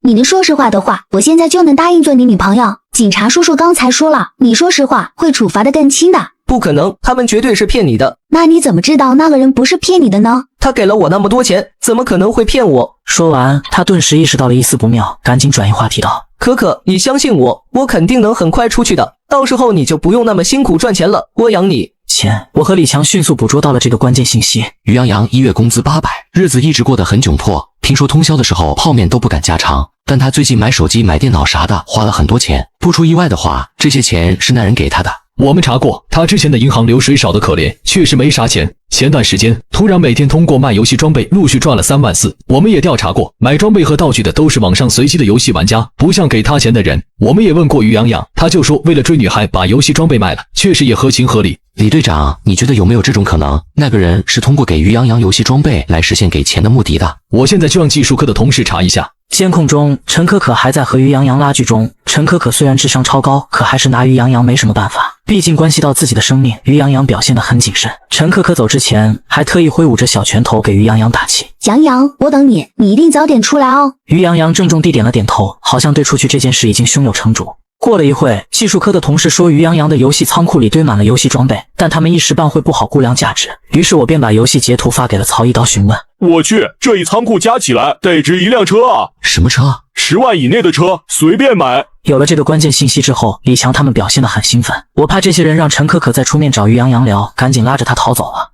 大叔，你觉得他还有可能出来吗？像于洋洋这种情况，不管是不是受人指使，至少都要10年起步了吧？我实在想不到什么办法能让他3个月内出来。我觉得他肯定有办法出来，不然他不会那么信誓旦旦的说大话。我们得好好研究一下，看看什么情况会让于洋洋脱罪。我突然想到我是有律师的，直接把电话打给金凯，和他说了今天发生的事。你想办法查一下于洋洋是不是有精神病症，很多人会通过这种方式逃脱应有的制裁。可他很正常啊，通过这种方式脱罪的没几个不是正常人，你去查查，没有的话最好有就需要提醒警方赶紧调整策略。陈可可听到我电话里的内容，小脸煞白。如果真这样的话，于洋洋真有可能出来找我了。你现在知道怕了？我顾不上嘲讽陈可可，赶紧打电话给王尔兰，问他怎么查一个人有没有精神病症。你可以把对方的身份证号发给我，我帮你查一下。我手机里正好有于洋洋的身份证照片。刚发过去一会，王尔兰就打来了电话。这人确实是有证的，还是在全城办的，不过没多久，才1周不到。1周不到，我感到有些可怕。原来指使于洋洋的这个人在二狗出事后，就已经想好怎么来对付我了。有没有什么办法证明于洋洋的这个精神病症是假的？可以通过找他的家人、邻居、身边朋友来证实。如果身边人没有一个说他是精神病，那这个证就可以认定无效的。听了王尔兰的话，我心里已经有了一个初步的计划。向王尔兰表示感谢后，我正要挂掉电话，王尔兰打断了我。你最近有去探监吗？我愣了一下，很快明白了他的意思。他应该是想问我有没有去探望过王教授。最近杂事缠身，好久没去过了。不过等过去这几天，我可以替你去一趟。谢谢。王尔兰少有的对我客气了一句。把陈可可送回家后，我开始计划后面的事。我觉得这个精神病假证的事情，于艳艳一家人大概率是不知情的，要不然不会四处找人顶包，所以很可能会被我无意中套出话来。于是我把房承祥叫了过来，这个家伙老奸巨猾，估计能想到一些馊主意。这个事情只能找不熟的人去，让他们放下心理戒备。如果你去，肯定会打草惊蛇，他们一家子说不定还会拿这个证提前把于洋洋保出来。可是找谁呢？我一时犯了难。你有没有那种对县城的情况比较了解的女性朋友，最好与三教九流都打交道的那种？房承祥这么一说，我脑子里顿时闪过胖金莲的影子。我马上给胖金莲打去电话，说了这事。胖金莲听我又找他帮忙，表现得很积极。老于家和我姐妹是20年的老邻居，交给我了。不过一哥，规矩不能变，条件得谈好。那我再陪你看一场电影。荤的素的。我被噎住了。好好，逗你的。最近我遇到一伙子小流氓，你回头帮我摆平一下行不行？摆平流氓是我的对口业务，我爽快答应下来。只不过有点好奇，她老公明明是5小龙之一的破烂王，人手众多，为啥非要找我帮忙？见我挂了电话，房承祥说有点事想和我聊聊。上次我因为没听老房的出了车祸，是让我最后悔的事情。听到他又有事想对我说，我赶紧竖起耳朵。一哥，我想辞职，不打算在紫平建材干了。为啥？你不是挺喜欢这边的吗？一哥，讲实话，我喜欢的是你们这伙子人，并不是喜欢这份工作。而且我又对建材市场不了解，这段时间干得很吃力，业绩弄得马马虎虎，我自己也怪觉得不好意思的。听到房承祥这么说，我顿感惭愧。房承祥进来后，我就给岳子平交代了一句，让房承祥负责商务这块。可房承祥具体做的啥工作，工作情况怎么样，有没有遇到过什么问题，我却一点没关心过。对不住了，老房，这是我的问题。能告诉我具体因为啥吗？是我自己的问题，我对建材市场的了解太少了，年纪又大了，有点跟不上节奏。我知道房承祥并没有说实话，想了想说，老房，石料生意只是我事业起步的一小步而已，如果你不想做的话，可以先回去等几天，等春节过去，我就会开始做其他生意了，到时候我喊你，你觉得合适的话再过来，怎么样？行，还有1个月就春节了，我正好回去陪陪老婆孩子，趁着这段时间也自己琢磨琢磨后面想做的事情。仅仅过了1天时间，胖金莲那边就传来了录好的视频。视频里，于艳艳一家人和于艳艳的邻居都说于洋洋没有啥毛病。我特意跑了一趟警局，把视频发给李强，李强当即提审于洋洋。于洋洋听到我们已经猜透了他的计划，整个人都懵了。同时，李强还说了一个关键的信息，在游戏里送他装备的那个人 ID 也定位到了，不出意外的话，很快就能找到是谁了。如我们所料，于洋洋瞬间崩溃，哭着喊着求警察叔叔放过他。不过在坦白之前，于洋洋又提了一个要求，问能不能把陈可可叫来。上次陈可可说他坦白了就做他女朋友，他一直记得这个事。无奈李强出来问我咋办，我肯定不会允许陈可可再来面对于洋洋这种人的。我给李强说，希望能当面和于洋洋聊聊，李强同意了。于洋洋见到我，心虚的满头大汗。他先是出卖了我，又杀了秃头栽赃我，这两个事随便一件都值得我把他弄死一次。一哥，我，他的声音带着一丝颤音，我了半天也没说出一句完整的话。洋洋，别硬抗了，没意义。如果你还对你二狗哥有一丝歉意的话，今天就坦白吧，别再让那么多无辜的人牵连进来了。我那些兄弟里，能和于洋洋玩的还不错的也只有二狗了。二狗哥，他活下来了吗？他活下来了，你是不是很失望？我喜欢二狗哥。现在你说与不说，并不会影响案子的进度，只是你还年轻，如果有自首表现的话，兴许能减刑。其实我很可怜你，说白了，你也不过是被那人利用了罢了。你真的觉得那个人能保你出去吗？我告诉你，现在没有任何可能了。如果那个人抓不住，我会找最牛的律师，让你一辈子都在里面。说完，我故意停下来，等待于洋洋的反应。过了许久，于洋洋终于抬起了头。我全都说。于洋洋的心理防线已经被彻底击溃了，竹筒倒豆子一般把所有事说了出来。原来那天去东宋菜市场的事，于洋洋通过 Q 告诉了自己的一位女网友。出事之后，于洋洋猜测是这个女网友把我们位置给暴露出去的，便去质问女网友，可那个女网友死活不承认，还把于洋洋给删了。这下于洋洋更认定这个女网友是秃头派来故意接触他的人，他担心这件事被岳子平和我发现，便趁着大家忙的时候跑路了。后来他跑到隔壁县城的黑网吧，一个叫神秘211的游戏好友通过游戏内的消息联系他，怂恿他去找秃头报仇，并给了他很多昂贵的游戏装备变现用，还说在县城也已经给他租好了房子，保证没人知道。于洋洋一开始是不敢回去的，可神秘211一直给他承诺这是不会有人查到，还给他发了精神病证，说就算出事了也能保证他可以出来。另外，神秘211还许下重诺，他可以额外再给于洋洋2万的可交易装备。在神秘211的重赏下，本就有心思复仇的于洋洋决定试一试，觉得既能挽回他在众人面前软弱的形象，又能替二狗报仇，还能赚一大笔钱，何乐而不为？这也是神秘人能说服于洋洋从教训人到杀人的核心原因。我那时候以为这个神秘人211就是一个你，可直到最后一天，我才发现这个人根本不是你。你是怎么发现的？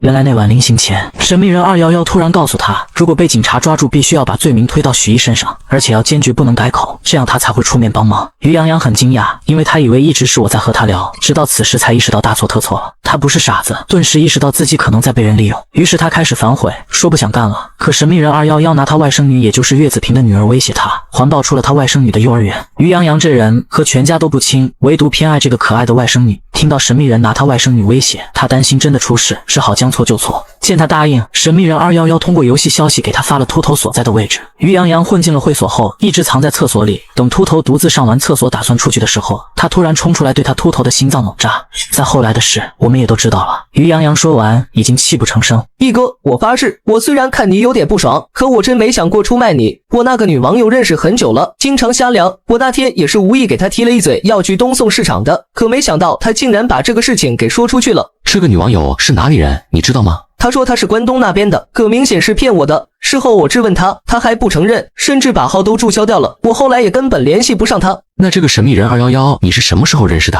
这个人我一点印象都没有了，是突然出现在我游戏好友列表里面的。那天找我的时候，我还以为他是骗子，可没想到他直接给我赚了几千块的游戏币，我这才相信他说的是真的。这个人没有告诉你任何他的个人信息？没有，他这个人非常谨慎，游戏里的语音他也从不接受，就只发游戏内的文字消息。不过我有一个感觉，他对齐安的情况很熟，应该是齐安本地人。为什么会这么感觉？你知道我怎么进入秃头的 KTV 的吗？是他给我指的一个路线，这个路线上几乎没有摄像头，而且他还准确说出了我外甥女的幼儿园位置，甚至还能说出他放学回家的路线。对齐安不熟的人怎么可能说得那么清楚？出了审讯室，李强也在监控中知道了一切。我们接下来会顺着这条线索往下查，这几天你要特别注意安全，我感觉那个人不会轻易罢手的。你说我就想安安稳稳的赚点小钱，过个安稳日子，这些人为啥这么恨我呢？你们这些江湖人打打杀杀不是很正常吗？你们要消停点，我也就不会那么忙了。江湖人就该打打杀杀吗？我再次陷入沉思。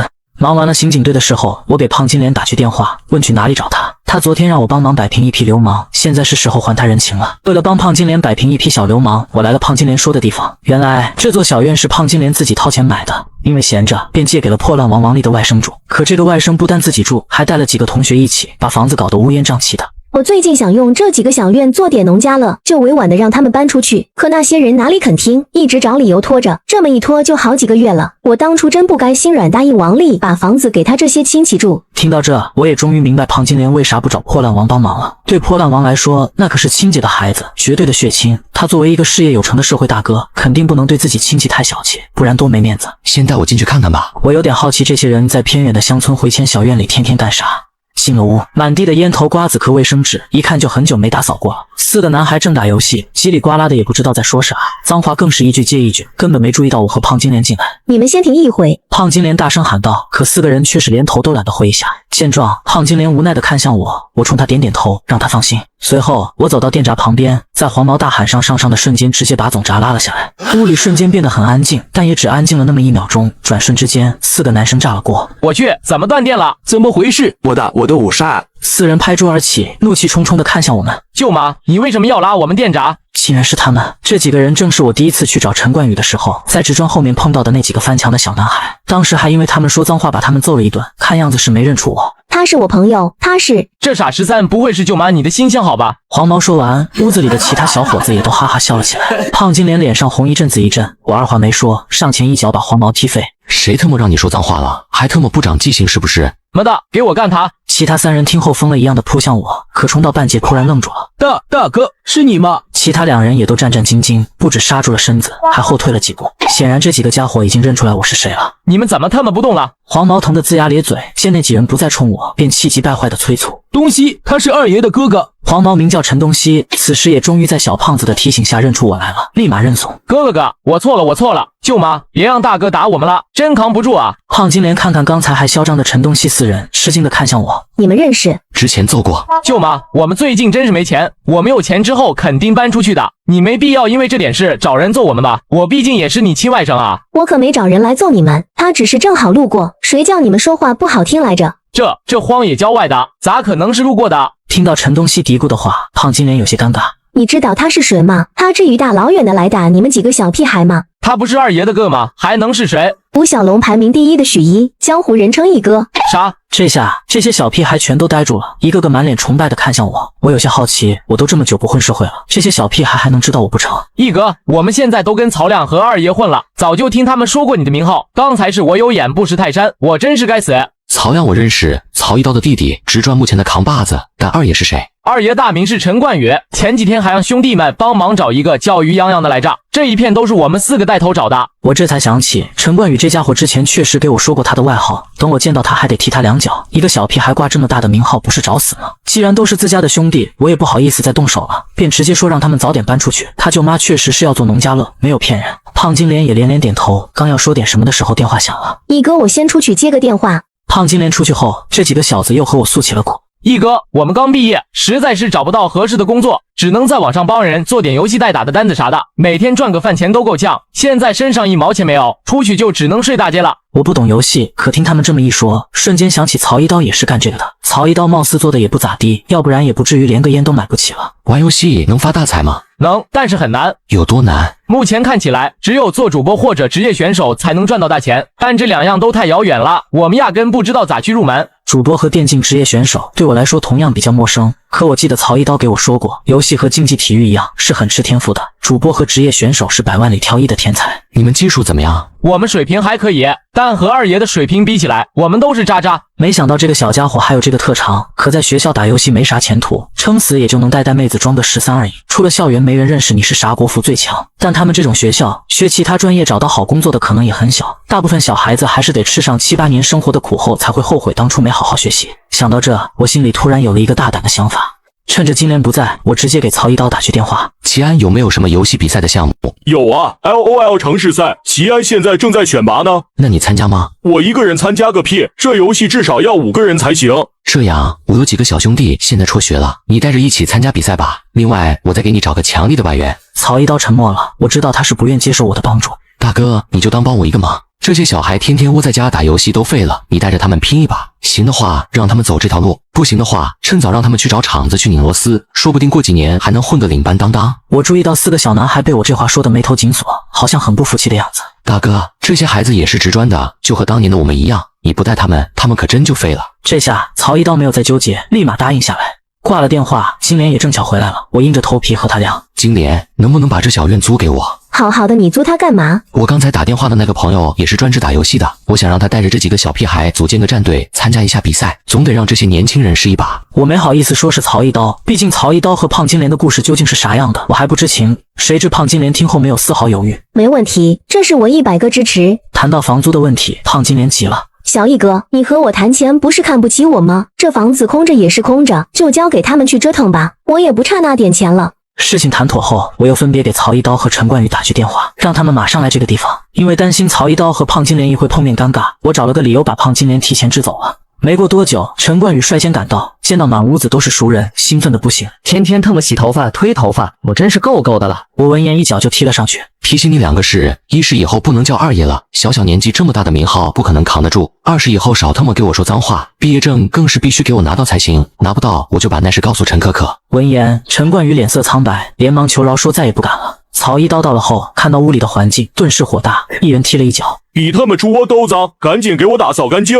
我心里暗笑，曹一刀租的那个房子比这还埋汰，他还好意思说别人。一开始我还以为这几个小家伙会不乐意，结果4人全都乖乖的拿着扫把拖把收拾去了。我这才想起，曹一刀之前可是职专的扛把子，历届职专小混子们的精神偶像，在职专，曹老大的名号可比我许一好用太多了。在几人的努力下，屋子很快焕然一新。接下来，他们6个游戏迷把我撂到了一边，开始讨论游戏战术云云，我也听不懂，给他们留下2万块活动经费就离开了。回到家后，我身心俱疲。于洋洋的案子虽然还没彻底落地，但总算往前推了一步。接下来就只能看李强他们的了。笑面虎、神秘人211、注销 Q 的女网友，每一个都是极其关键的人物。警察那边如果都找不到的话，我能用什么办法呢？正在我思考的时候，电话响了起来，是岳子平。不好了，一哥，老房之前签的大部分客户都来解约了。什么？为什么解约？前2天老房离职的时候特意给我说过，年前的单子是他费了千辛万苦才谈够支撑到春节的量，可没想到他人刚走，这些人就来解约，而且一下来这么多人，我顿时意识到这8成是有人在搞我们。他们就说我们价格偏高，他们年底了预算也比较紧张什么，所以去买其他家石料厂的货了。是哪家？因为价格的事情，紫平建材和县城的几个稍大的石料厂早就签了一份市场协议，这份协议约定大家不能随便变价，否则会受到其他几家的集体制裁。所以这家压价的石料厂，要不是协议外的小石料厂，要不就是新开的。但不管是哪家，这家石料厂8成是秃头背后的那个人扶持的新势力，而这个新势力很可能与二狗的车祸和秃头的死有强关联。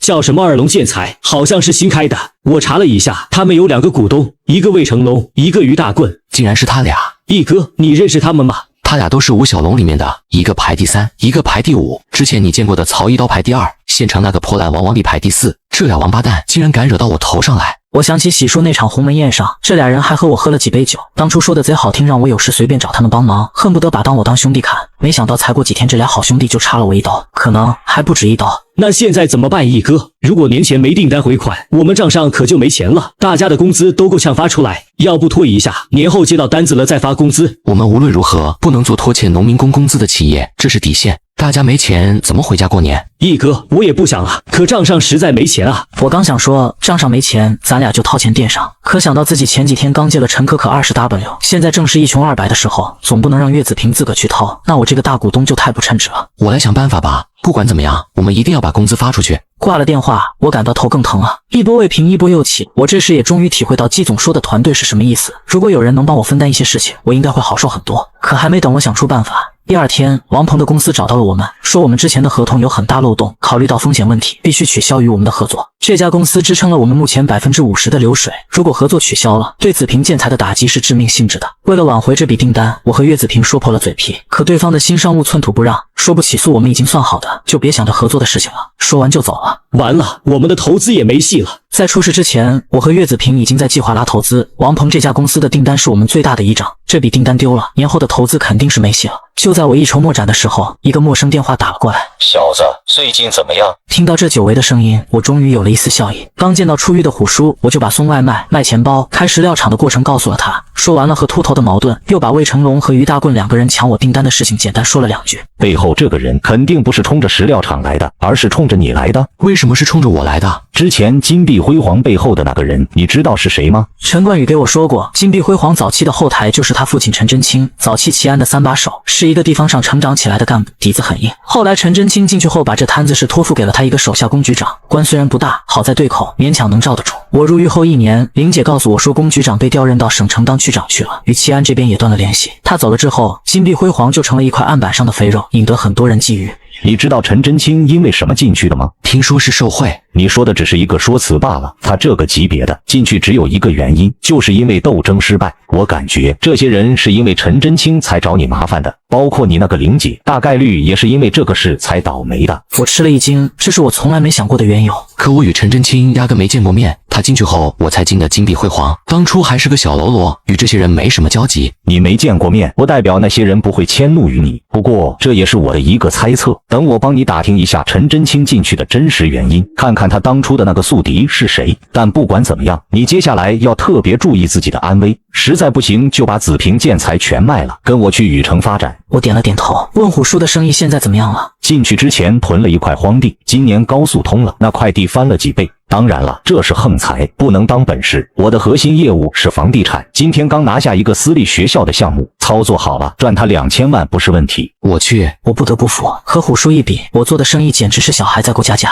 对了，你刚才说你和老岳的那个石料厂被人抢订单了，正好我这个项目的石料还没着落，都交给你们得了，让你们缓一口气。这个项目是外地的，你们当地的官家手也伸不了这么长。听了虎叔的话，我心里百感交集，没想到让我和岳子平寝食难安的问题就这么轻而易举的解决了。谢谢虎叔。谢个蛋！对了，还有10几天就过年了，你啥时候回去？最近发生了这么多事，我春节本计划的是不想回去的，回去注定会听到各种的冷嘲热讽，我实在是不想面对父亲和后妈。回去吧，你都好多年没在家过年了，哪有父亲不想孩子的？再看吧。虎叔也没有再劝我，但提醒我春节后一定得去他家一趟。他正好把他的几个儿女介绍给我认识一下。他进去这几年，他家的生意都是他的儿女在打理，如今人脉不比他差，以后说不定能互相帮衬帮衬。我知道虎叔是在为我以后铺路，便点头答应下来。虎叔的订单让紫平建材死而复生，这下不止挤压的石料有了着落，就连明年上半年的订单都有着落。一哥，还得是你，不然咱们都完了。这下工人的工资可以发出去了，可以让大家过个肥年了。经过这几天的事情后，我对岳子平的印象差了几分，因为我觉得做企业是需要良心的。西总对我说过，所有的企业都应该以人为本，对外要考虑自己的产品伤不伤客户，对内要考虑自己的制度薪资伤不伤害员工，这2件事情都做好了，那才是一个企业最值得骄傲的地方。但这次遇到问题，岳子平竟然想的是靠不发员工的过年工资渡过难关，这实在是让我很难接受。与此同时，于洋洋的案子有了定论，他被判了10年，人生中最好的10年光景注定要在里面度过了。至于神秘人211女网友和笑面虎，我们已经联系全省的同行在找了，还有麒麟的消息，我也四处托人打听了。不过年前正是各单位比较忙的时候，估计年后才能有消息。听他这么忙，竟然还记得玲姐的事情，我忙不迭地表示感谢。对比之下，我惭愧不已。最近被这么多破事折腾的，都好久没去寻找玲姐了。我暗暗起誓，等忙过去这段时间，我一定腾出时间去继续找她。行了，没必要和我这么客套。我听说魏成龙和于大官那俩家伙兴起了个2龙建材，你可千万别做傻事。放心吧，李队长。虎叔之前劝过我，只是打击底下这些小喽啰是没啥用的，需要往上溯源才能解决根本，不然就算把2龙建材干倒了，过2天还是有可能出现新的厂子来抢生意。所以这几天我也一直在耐心等待虎叔那边的消息，可问了几次，虎叔那边也没有太大进展，只打听到陈真清当初的口碑其实还不错，他下去后接他位置的也是外地空降来的，不像是常见的内部斗争，所以明面上并没有特别显眼的对手。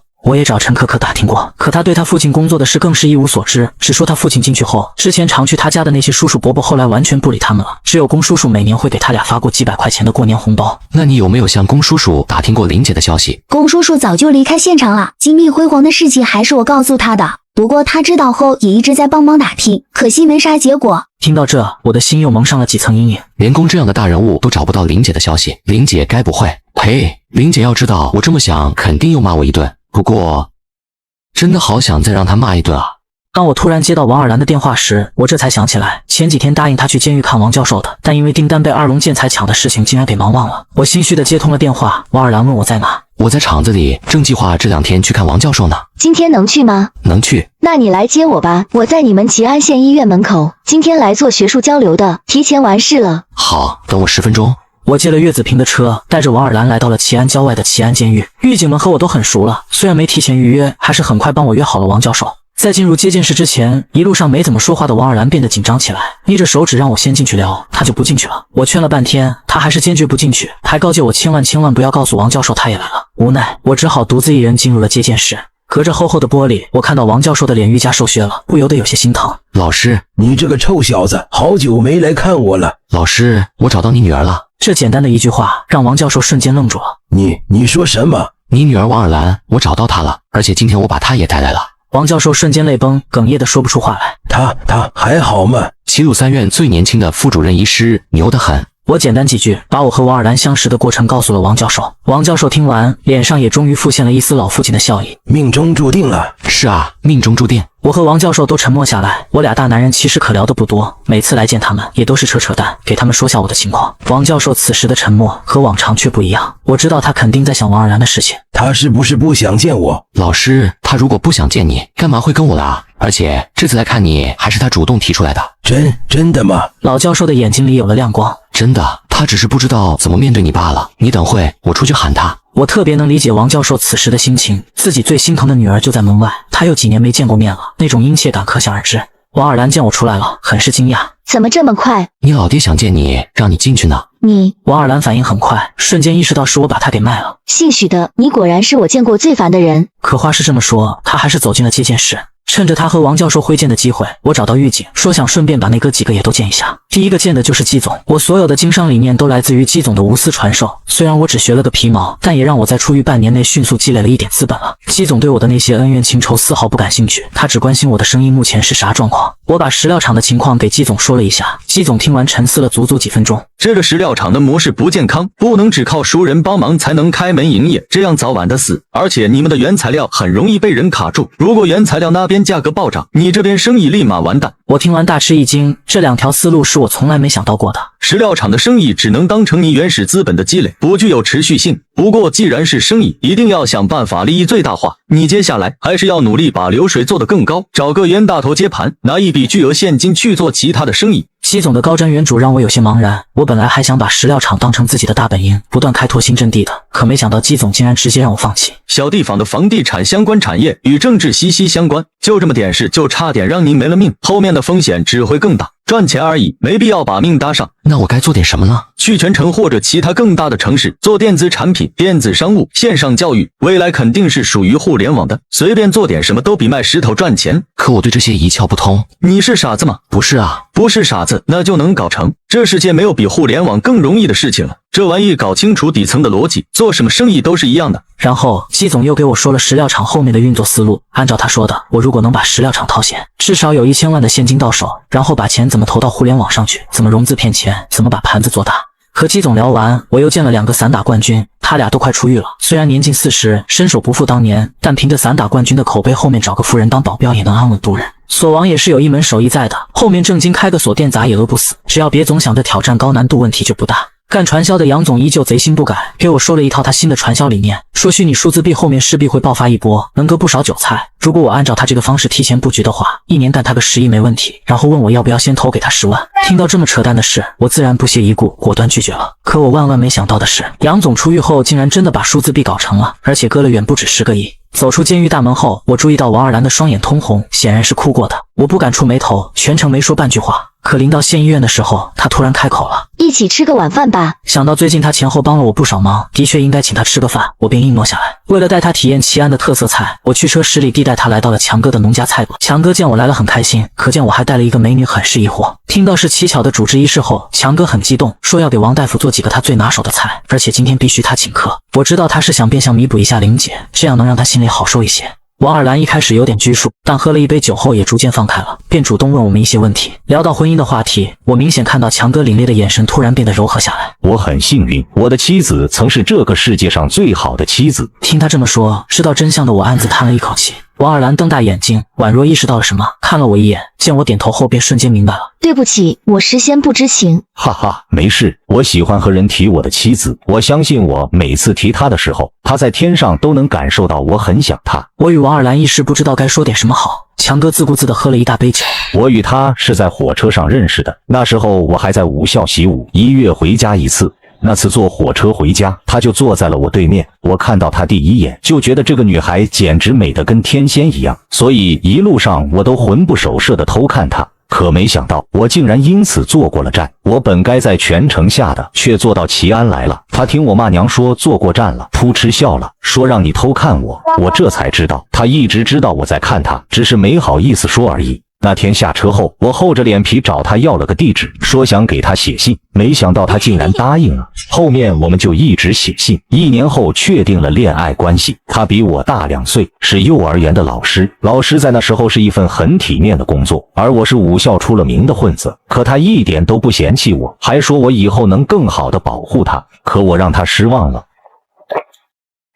我因为打架被学校开除了，那时候的我走投无路。他知道后说：“强，你来齐安保护我吧。”我知道他是为了照顾我的尊严才这么说的，可我那时候实在没有地方可以去，加上确实很想他，便来到了这个人生地不熟的地方。那时候的工作很难找，我1没文凭，2没技术，只有一身功夫，找来找去，最终找了一个保安的活。一个20出头的小伙子做保安，你们知道我当时的绝望吗？我不甘心，便背着他辞了工作，开始混社会。他知道后说：“强，你做什么我都支持你，但你一定要保证自己的安全。”后来我混出了一点点名堂，便正式向他求婚，他答应了。可就在我俩感情趋于稳定的时候，我又出事了，被判了5年。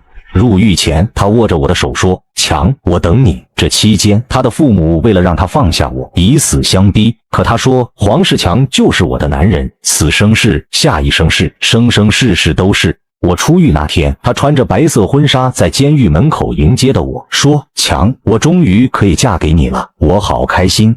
你们知道那种感觉吗？那一瞬间，我就觉得自己这一辈子都没白活。我也是从那时候发誓，一定要让她做这个世界上最幸福的女人。后来，我在齐安终于打出了一点名堂，成为3王之首。她抱着我撒娇说：“我现在算不算王的女人了？”再后来，她生病了，胰腺癌，我吓坏了，辞职回家照顾她。没过多久，她病情加重，开始疼得整宿的睡不着觉。可就算这样，她挂念的还是我。她攥着我的手给我说：“强，我走了以后，你不要混社会了好吗？我怕你受伤了没人照顾你。”那一刻，我崩溃的嚎啕大哭，我多想用自己的命换她的命啊！她走了之后，我很长一段时间都没走出来，每天都在想跟她一起去。后面他父亲找到我，掏出一封他留给我的信：“强，答应我，帮我照顾好我爸妈好吗？”他就连走了，都还担心我做傻事，还要替我找个理由活着，我又怎么能辜负他？这家饭馆明面上是我岳父开的，实际上是他用攒的钱给我准备的。许一，你说我能离开这吗？我满眼是泪，咬着嘴唇用力地摇了摇头。我现在也终于明白了，为什么强哥那个骄傲的人会一直甘心在一个土菜馆当厨子，因为这家饭馆承载的是他亡妻对他下半生的所有祝福。王尔兰哭过不知道多少次了，他主动端起酒杯：“强哥，我能敬你和嫂子一杯吗？”好。见状，我也端起酒杯，我赔一个。不行。王尔兰用他通红的双眼狠狠瞪了我一下，我不敢得罪他，只好放下酒杯。可让我万万没想到的是，王尔兰这个表面看起来小巧玲珑的女人，竟然一连与强哥喝了3大杯，3大杯下肚，王尔兰宛若换了个人，变得一脸坚定。强哥，你一定要好好活着。为了他，我会的。这顿酒一直喝到半夜，3个人都有些微醺。临别前，王尔兰浑浊的眼睛突然变得有神。把强哥的号推给我吧。我有点吃惊，这么高冷的女人为什么会要强哥的号？她也看出了我的迟疑。我是医生。这下我终于反应过来，她这么厉害，说不定真能帮强哥打开心结呢，便爽快推到他手机上。接下来，我本还想和他沟通一下强哥的情况，可他掉没掉我直接转身走了。快过年了，厂子里的很多工人都请假了，就连岳子平也四处忙着催债要钱，经常不在厂子里。无聊至极的我决定去找老李坐一回。张子轩的离开让我和老李之间宛若没了纽带，他走了之后，我还没去过老李呢。老李见到我登门很是开心，喝酒途中我们2人都有默契的没有提张子轩的话题。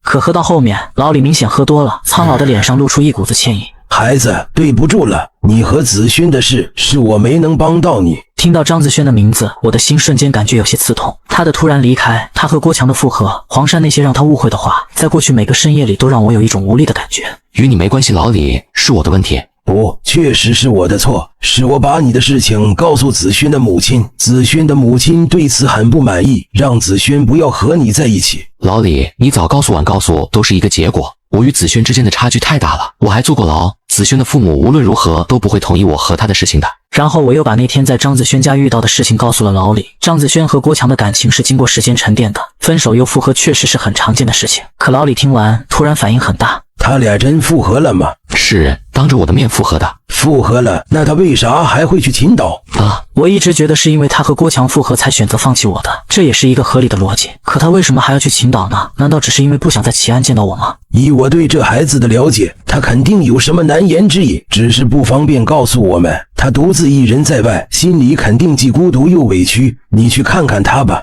我吗？还能是谁？什么时候？此刻，立马，现在去买票，买最快的。我把他公司地址发到你手机上。老李的话不容置疑，我见他的确不是开玩笑的样子，也没追问为什么。我买了时间最近的动车票，在车临发前1分钟匆匆上了车。我坐在动车的座位上，心潮澎湃，想着赶到青岛后面对张子轩应该说点什么样的话。他会不会被我的突然到访感动？会不会突然抱着我？会不会回心转意的爱上我？我就像一个傻叉一样，脑子里闪过各种的可能。3个小时后，我火急火燎地赶到了张子轩的公司所在地。老李说张子轩公司是6点下班，也就是再等不到半个小时就能见到张子轩了。我找了一个扶椅坐下来，眼睛死死盯着大楼的出口。没一会，张子轩的身影出现在我的视野里，整个人看起来靓丽无比。我心中一喜，正要上前说话的时候，他身后跟过来一个中年男人，整个人的形象不怒自威，与张子轩的模样有几分相似。这个人应该就是张子轩的亲叔叔了。两人边走边聊，丝毫没注意到一旁扶椅上的我。我准备好的话卡在了嗓子里，犹豫再三，最终还是放弃了喊人的想法。我掏出手机，对着张子轩的身影偷偷拍了一张照。就这样吧，见到人了也没白来。当晚我就买票回到了齐安，来回的路上6、7个小时，见了张子轩不足1分钟，但这1分钟也够了，再多可能味道就变了。次日早上，迷糊间我的手机突然响了，是父亲打来的。记忆中，我已至少4年的时间没和父亲通过电话，入狱之前的那次短暂相见，也只是被他劈头盖脸的骂了一顿。我不管在外面多么威风，多么厉害，骨子里始终对父亲心存畏惧。我犹豫再三，还是接通了。没想到对面传来的却是许长青兴奋的声音：“哥，我放寒假了，刚到家，你啥时候回来？”听到是他，我长舒一口气，紧张的心情顿时消散无形。你什么时候回去的？昨天刚到家。我听老爸说你在齐安呢，你咋不告诉我啊？我要知道你在县城，我就不回来了。这么久不见我哥，可想死我了。听到许长青的话，我心里一暖。你不是写信说你今年要准备考研吗？我没敢打扰你。你考完没有？成绩咋样？考完了，成绩明年2、3月份才出。你啥时候回来？我好多话想跟你说呢。我工作还没忙完，得再看几天，有可能回不去。我混成这副样子，是真的不想回去面对父亲和后妈。那你在哪儿呢？我去县城找你去，正好要去县城买点东西。我想了想，还是把小区的位置报给了许长青。又闲扯了一会，临挂电话前，许长青突然来了一句：“爸，你想哥哥不？”许长青的声音有些若即若离，应该是这小子把手机捂着说的。隔了几秒钟，我听到父亲久违的声音：“想个屁！”我心里一阵失落，心想这才是他，我那粗俗不堪、不近人情的老爹。可他接下来又说了一句：“王八蛋连家都不知道回，我养条狗都知道回家。我电话你用完了吗？给谁打电话呢？别把老子的电话费用光了。”马上了，小气巴拉的。看来许长青是偷偷用父亲手机给我打的电话，父亲那边并不知道电话这边是我。那你等着我哈，我马上就出发。行，路上慢点。同父异母的弟弟许长青来看我，除了给他添置了一身外，我还给父亲和后妈分别买了一身价格不菲的新衣服。他们之前对我再不好，也对我有养育之恩。这么多年来，我也早已想开了，毕竟我之前混社会的那副二逼模样，哥谁能喜欢？临别前，许长青认真地看着我：“哥，你春节还是回来吧，老爹其实很想你，他只是不会说话而已。每次年30吃团圆饭的时候，我都在想，我们家是4个人，人齐了才是团圆，哥哥不在，怎么能叫团圆饭呢？”听了许长青的话，我有些异动。这么多年，我又何尝不想和家人一起开开心心的吃个团圆饭呢？可想到这些年父亲对我的冷嘲热讽，对我的不闻不问，我就无比的委屈。见我沉默，许长青突然哽咽了：“哥，算我求你了好吗？你今年就回来过年吧，我们这么多年没见了，我真的很想你。”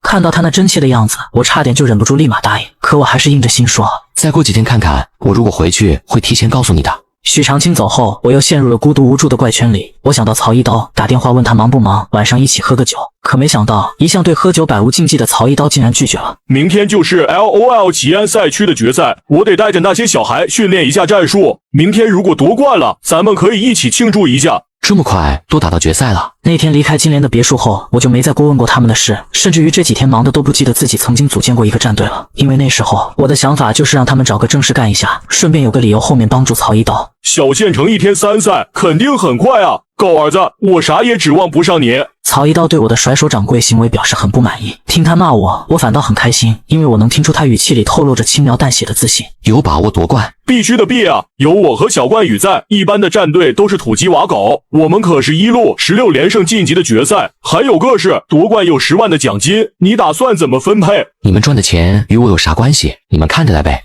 不行，我们最近参赛的费用都是用的你之前给2万块钱，这个房子也是你租下来的，你算是我们战队的投资人了，这钱全归你也是应该的。我知道很难说服他，想了想，说了个折中方案。这样吧，以后这个战队的负责人是你，日常的管理和运营也全是你说的算，我只占个51%股份，但不参与你们的冠军奖励分红，以后有其他的收益了再说。夺冠的奖金你拿出50%给大家分了，剩下的放在战队的账户上当流动资金。一开始曹一刀还是觉得这样对我不公平，可后面经过我一番劝说，他也终于同意下来。所有的团队都是需要灵魂人物的，对游戏一窍不通的我不适合做这个角色，曹一刀是最合适的。他做2股东兼管理技能很好的带领团队往前走，还能找到属于他自己的那份事业，简直是一举两得。次日，曹一刀那边传来好消息，战队成功夺冠，陈冠宇因为发挥出色，还获得了这次赛事的 MVP， 额外多拿了1万块奖金。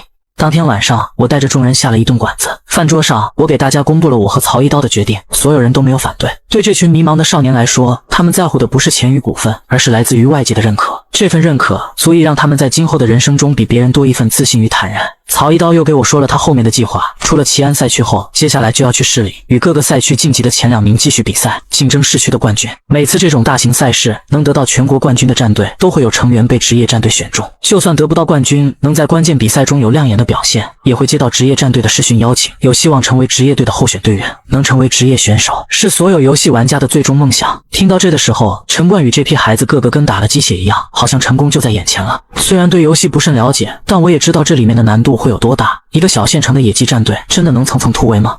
出门吸烟的时候，我问曹一刀对后面的比赛怎么看。非常难，齐安赛区在安德市都属于比较弱的赛区，参赛的选手基本都是一些临时组队的网瘾少年，打得毫无章法。可到了安德赛区后，市里是有一些3、4线的半职业战队的，他们配合默契，大赛经验丰富，想打败他们，只靠目前的几个人基本没戏。那照着目前的情况，你预测你们能走到哪一步？市里至少有4支战队的实力绝对在我们之上，想赢他们基本没有可能。所以我感觉我们最好的成绩也就是安德市赛区的第5名，市赛区的前2名能晋级省赛区，我们没希望的。说到这，我和曹一刀都沉默下来。如果这样，后面这个战队将何去何从呢？难道让曹一刀带着他们继续去当游戏代练，赚点辛苦费吗？如果只是如此，还不如早点让孩子们去学门手艺，至少年龄小还来得及。我俩商量了许久，最终决定，不管结果是什么样的，年轻人总得搏一把，至少不会给老了的自己留下遗憾。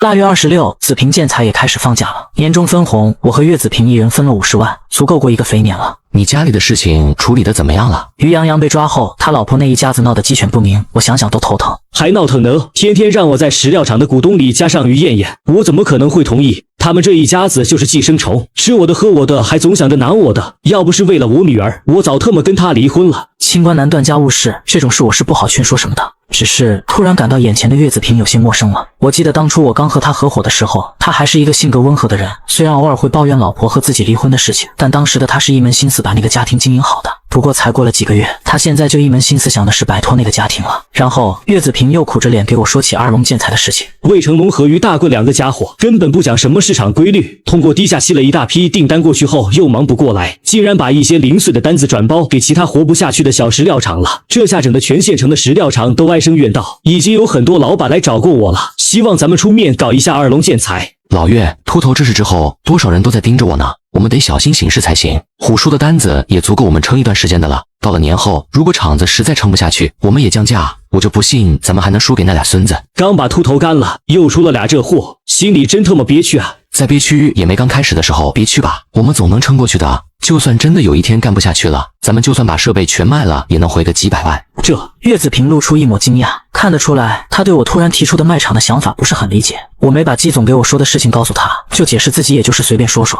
忙完厂子里的事情，我提着2瓶酒又到了老李家蹭饭。临到年关，拜访老李的人很多。饭桌上，一个大妈得意地说自己女儿现在做直播呢，赚的还不少。直播那个年代在我们小县城还是稀罕物，我也完全没有接触过。我女儿在某牙上直播打游戏，现在有几10万粉丝，都有工会找她签约了，光工资都1月8000，加起上打赏，1月能赚个3、4万。我虽然也不理解做直播为啥能赚这么多，可我脑子里第一个想法就是能不能让曹一刀他们也做直播呢？吃完饭后，我赶紧把曹一刀喊出来，把这个想法告诉了他。虽然没啥太大的把握，但曹一刀觉得也可以试试，反正咋打都是打，能吸引一点流量是一点。忙完这些，我又想起案子的事情，便打电话给李强，问他有没有那几个人的消息。前天大清河因为大流修桥，在河底发现一具尸体，正巧被到场剪彩的领导看到，领导很生气，限我们1个月把案子给破了。这几天我们队的人全在忙这个案子了。死的是谁？查到了吗？全身都烧焦了，系统里也查不到这人的 DNA。算了，这案子还在保密阶段，我不能给你说太多。你那事等我有消息给你打电话。你就安心过个好年吧。听他这么说，我也只好答应下来。除夕前一天，我接到了修理厂的电话，我的第一辆破50当时被郭强刻意撞坏了，后来我扔到了修理厂就没再管，没想到被他们给鼓捣好了。为了试车，我去车上了外环，好巧不巧的，我竟然被堵到了一个熟悉的小区前。几个月前，我还差点折在这个小区里。想起往事，我唏嘘不已。不知道那个可爱的小茉莉病情现在如何？孩子无罪，我真心希望他能好起来。正要离开时，赵飞的身影出现在了车前不远处，整个人的状态看起来很不好。临到春节了，这是要搬家吗？我不想多管闲事，但路又被堵住了，想走我也走不了。很快，他俩步履蹒跚地路过我的车，一窗之隔，我还是忍不住看了看两人。结果这一瞟让我大吃一惊，赵飞脸上全是鲜红的巴掌印，明显是被人打过。就连小茉莉小小的脸上竟然也有巴掌印，眼睛周围还有未干的泪痕。这一下，我的怒火蹭的一下冒起来了。靠，哪个王八蛋竟然连小孩子都打！我正犹豫着要不要下车，一个油腻的中年妇女从后面跟上了赵飞母子二人。中年妇女与赵飞发生了争吵，赵飞把小茉莉挡在了身后，声嘶力竭地与中年妇女对峙。我也终于从中年妇女的骂声中得知了事情的真相。中年妇女是赵飞房东的老婆，赵飞和房东睡了免了房租，结果被房东老婆发现了，所以把赵飞和小茉莉打了一顿，要索回欠得房租。突然，中年女人把赵飞一把推倒，还要对着赵飞的脸部脚。小茉莉赶紧冲上了，抱住女人的腿。不要打我妈妈！可是中年女人不管不顾，竟然反手一巴掌把小茉莉扇倒在地上。我发誓，如果现在只是赵飞自己，我是打死都不会管这种破事的。可眼见着小茉莉被人打，我确实有些心疼。我赶紧下车拦住了那个咄咄逼人的中年妇女。特么的，你谁啊？为什么打孩子？长大也是卖的，老娘打就打了，你能拿我怎么着？刚下车那会，我本来还想息事宁人，毕竟赵飞搞破鞋这种事说到底也是理亏的。可这个女人打完小茉莉不说，还要骂这么难听的话，我心里的那股火再也压不住了。去你们的吧！我一脚踢出，中年女人应声到底。此时的她也意识到不可能打得过我，便躺在地上呼爹喊娘，还嚷嚷着找叔叔抓我。找叔叔是吧？屋里有监控，你应该知道吧？你老公那不是搞破鞋，是 QJ， 判他个死刑都够了。赵飞好像也反应过来了，开始附和。对，不止你老公，还有你儿子，都得他妈死刑！敢打我女儿，我让你全家都死！这下中年女人彻底呆住了。可能那个有你老公死不死的对她来说没啥关系，可儿子绝对是每个母亲的心头肉。不要，求求你们，我错了，我不要钱了，你们不要为难我儿子。我注意到赵飞流着泪的眼睛里全是仇恨。你现在知道求我了？你打我女儿的时候，我求你，你怎么不答应？你为什么非要打她啊？她明明才那么小。对不起啊，我当时也是气得上头了，饶了我儿子吧，求求你们了。凭什么你？算了，赵飞还要说什么，我赶紧拦住他。旁边围观的人越来越多了，一堆人对着我们指指点点。小茉莉还在旁边，我很担心影响到孩子的心理。如果你不想让你儿子出事的话，以后不要再找他母女的事。如果再让我发现你找他们麻烦，你就给你儿子提前烧纸吧。不会的，肯定不会的。听到我的话，中年女人欣喜若狂，忙不迭地给我哐哐磕头。我没再说话，抱起小茉莉上了车。赵飞犹豫几秒，也拖着行李箱爬上了50后座。好在这时车流已经缓解了，我赶紧加大油门离开了这个是非之地。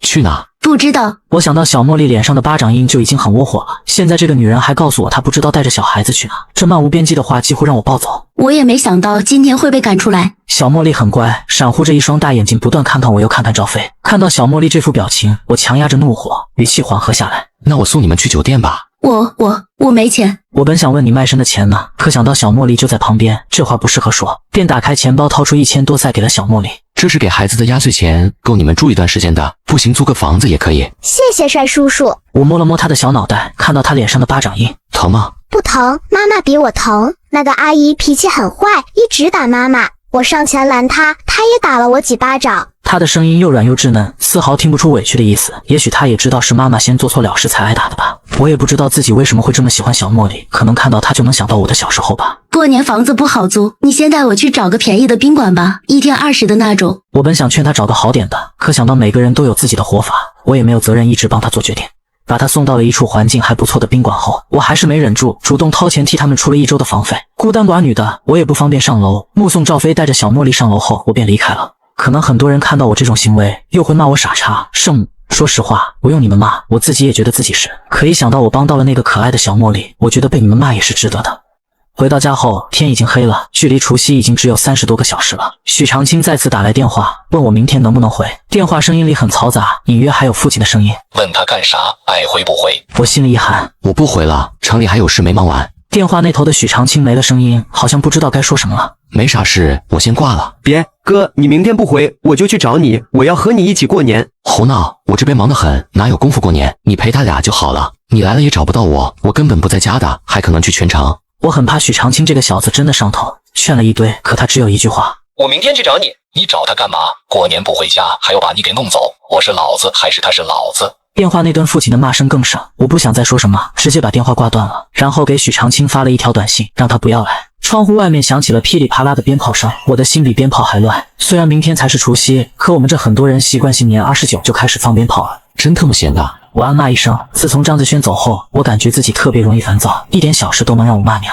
晚上胡乱应付了一口后，我收到了赵飞发来的感谢短信，我犹豫再三，只回了一句：我是为了小茉莉。他没有立马回，正当我以为他今晚不会再联系我的时候，他发来的第2条短信：加我告诉你真相。简单几个字让我瞬间精神。之前他陷害我的事情，打死都没告诉我是谁指使的，这个事也一直是我心里的一颗刺，而今天这颗刺终于要拔出来了。让我用身体给你下套的人是郭强。听了赵飞的话，我满腔怒火涌上心头，恨不得立马找到郭强把这孙子给宰了。赵飞接下来把事情的经过给我完整说了一遍。毕业后，他去了张子轩在的公司做房产销售，偶尔会遇到郭强来找张子轩，搭了几次讪后就慢慢熟了。郭强表面是个谦谦公子，背后却是个伪君子。赵飞对所有的有钱人都上心，勾搭郭强这种人轻而易举。他俩偷偷发生关系后，郭强也确实在金钱上帮了赵飞一把。后来小茉莉要做手术，赵飞一下缺不少钱，他找了好几个姘头都不答应帮忙。找到郭强的时候，郭强一开始也没答应。可过了几天，郭强主动找到了他，说手术的钱他可以提供，但需要答应他2个条件：一是抓住我好色下流的证据，拿到足以让张子轩对我死心的视频；第2个条件是必须要对这件事绝对保密，否则小茉莉的手术费随时都会给中断。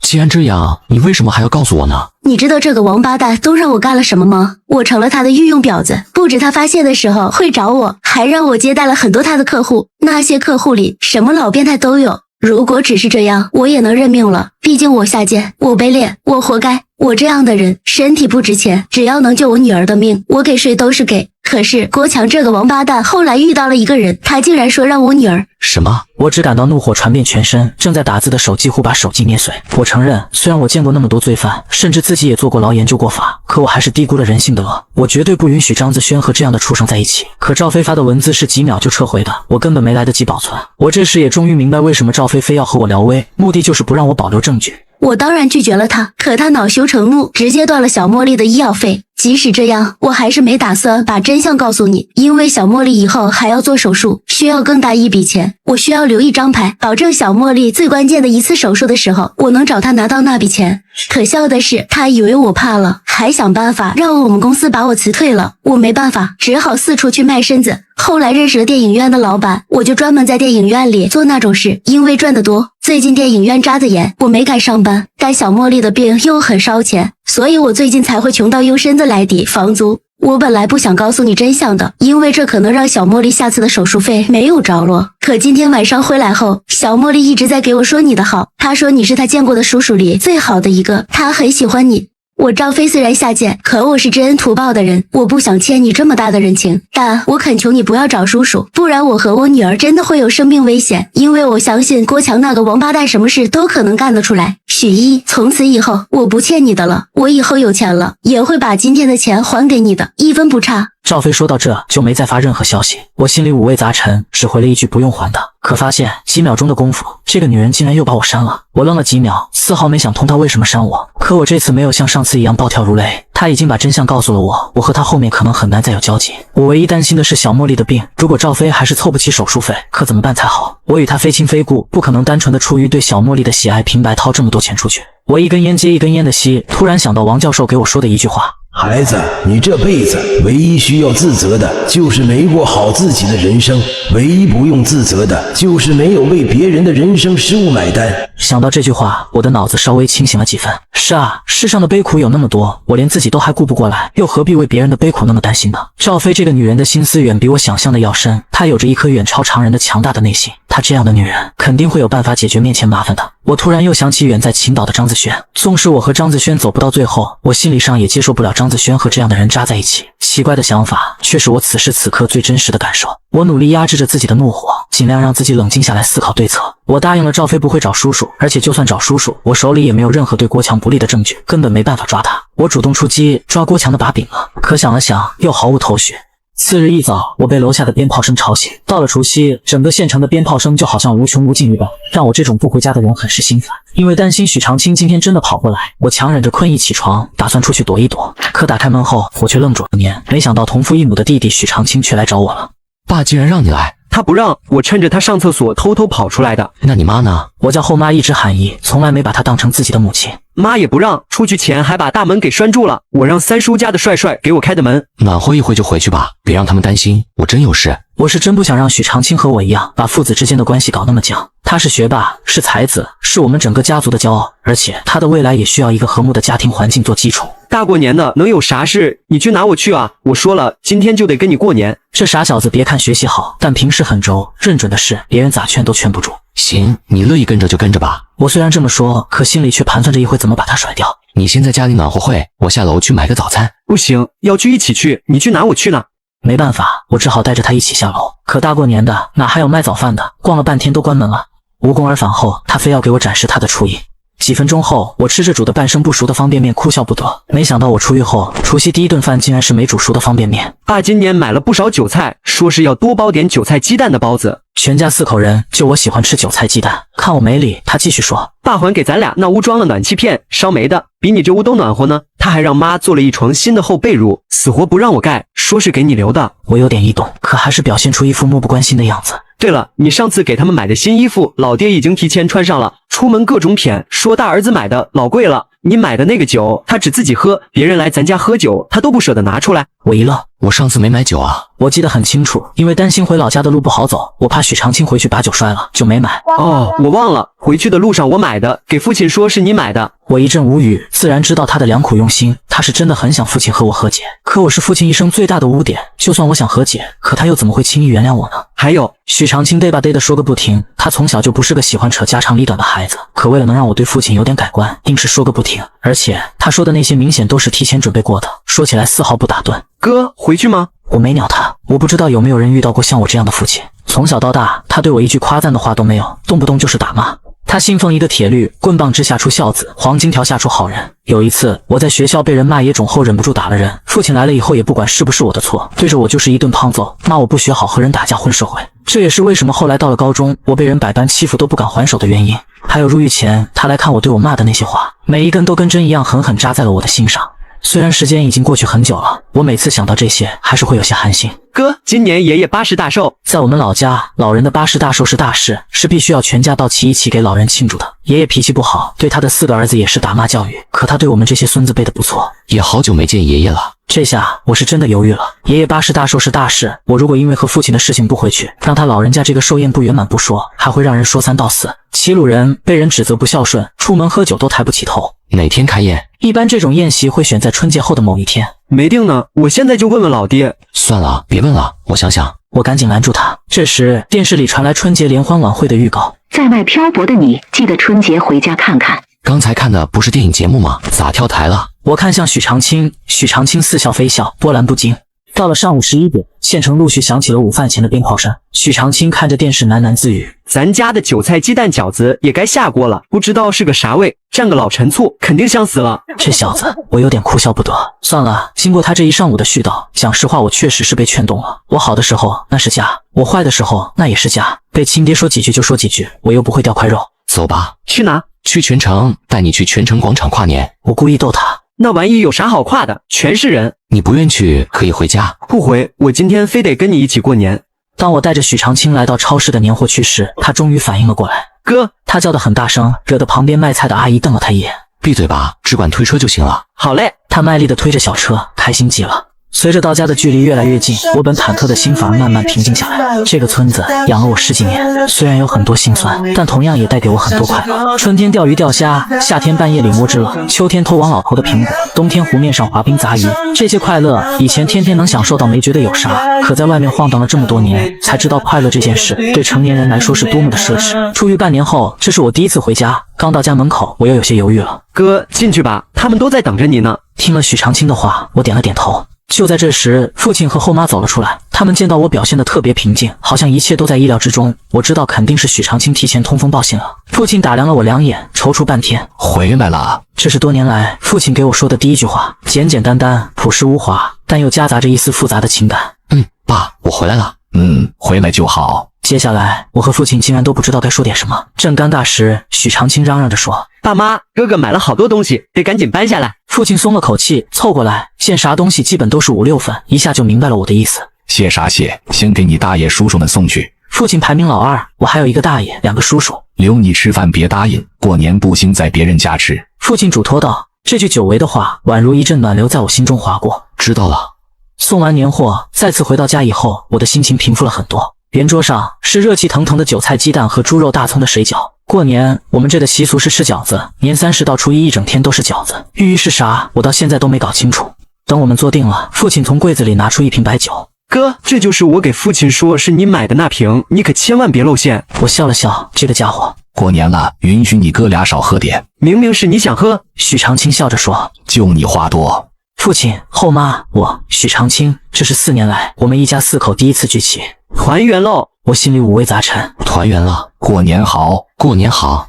我回来的消息一中午就传遍了半个村，陆续有街坊邻居来我家串门。街坊邻居的上门让我有点局促不安，虽然他们表面没说啥，可我却从他们的表情上看出那种看热闹的感觉。我知道很多人并不是关心我才来的，他们只是想看一下坐过牢的人有啥不一样。然后他一言我一嘴的问我在里面怎么样，现在在干啥。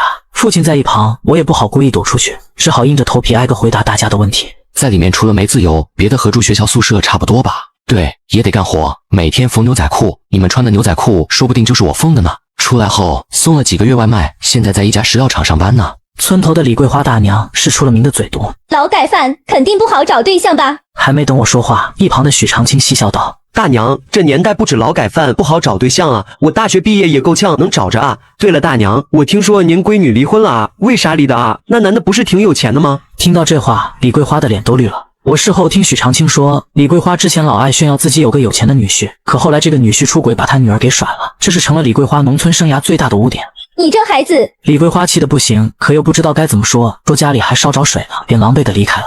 这时和李桂花关系不错的四婶见李桂花被气走了，便讽刺道：“哟，咱们长青不愧是高材生啊，真会说话。听说考研了，能考上吗？我听说现在大学生不值钱了，找工作不好找，所以才考研，是这样吗？”四婶，您说的对，工作确实不太好找，尤其我这个大学才排全省第1。不过我运气比较好，直接保研了，清大和北大都在抢我呢。对了，您家老二听说明年要中考了，能考上一中不？事后许长青又告诉我，四婶家的小堂妹是个学渣，7科加起来不到200分的那种，这成绩别说一中了，连职专都考不上。四婶被问到了痛处，一时不知道咋回答了，哼了一声也甩头走了。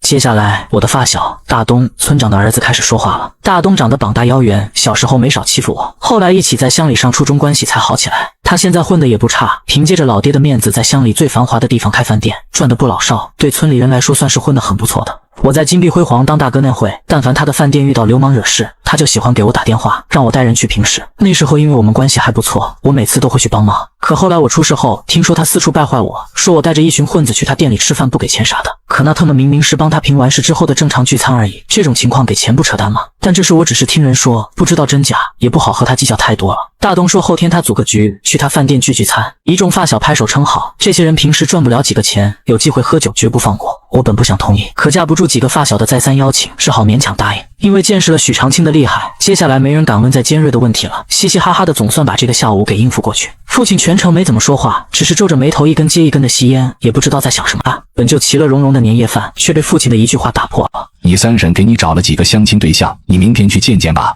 我不想去，我还小，不想结婚。我直接坦白，玲姐和张子轩我还没整明白呢，我相什么亲？你都26了，小个屁！爸，你不用操心太多，我想多赚点钱再说。我讲的是心里话。闻言，父亲猛地拍了下桌子。是我特么想操心吗？你难道没看出来，下午那些人全特么的在看你的笑话？你都这么大年纪了，怎么还想不明白？以前的事情过去就过去了，我也不跟你计较。但你以后要好好过，你这个年纪就该结婚成家，就该安顿下来，别特么的整天想那些有的没的。该来的早晚会来，回家之前我就知道他会说这些，也正因为是怕这些，所以才不愿回来。我哥他，你闭嘴！下午你乱说话，我还没找你事呢。在父亲面前，许长青也没了下午舌战群儒的勇气，乖乖低下了头。你说你自己是怎么计划的？见我不说话，父亲可能意识到自己语气有些重了，刻意压下火好声问我。之前我只给他们说我在石料厂打工，没说有股份的事，因为我知道就算我说了，他肯定也不信他这个没用的儿子会那么有出息。我现在在石料厂的工作刚安顿下来，收入还可以，明年年中打算把石料厂的工作辞了，去全城找机会干点小买卖。找对象的事，我想的是过2年再说，现在没啥钱，也没办法给人家比较好的生活保障。我注意到父亲的表情逐渐处在了失控的边缘，要搁以前，他早就一巴掌扇上来了，可他现在却在尽力控制着自己。本来开开心心的团圆饭，变得有些剑拔弩张。许长青和后妈明显都有点害怕，我突然感到有些可笑。我以前也和他们一样，每当父亲出现这种表情的时候，就吓得不行，甚至吃饭都不敢大声。经历了这么多，现在的我终于明白了，我以前因为害怕父亲，经常导致语无伦次，失去主见，却很少去想他为什么生气。可现在，我能从他的眼神里读出，他的生气是出于一个不成器的儿子对他的忤逆，还夹杂着一点父亲对于儿女未来的一点担忧。爸，我知道你觉得我是和以前一样瞎胡闹，觉得我没长进，所以很生气。但我说的都是真心话，也都是反复思考后才说的。我这几年虽然是在坐牢，但遇到了几个老师，我也是有长进的。你可能不知道吧，我和虎叔在一间牢房，他也出狱了。你有空可以给他打个电话，你问问他你就知道了。我已经长大了，有自己的想法，自己的人生，我不能永远活在你的期望里。但请你相信我，我一定会找到一条属于自己的路，并勤勤恳恳、踏踏实实、堂堂正正的把这条路走下去。大过年的，我真的不想惹你生气。这么多年，当儿子的应该是第一次主动敬您，希望您身体健康，万事如意。爸，我干了。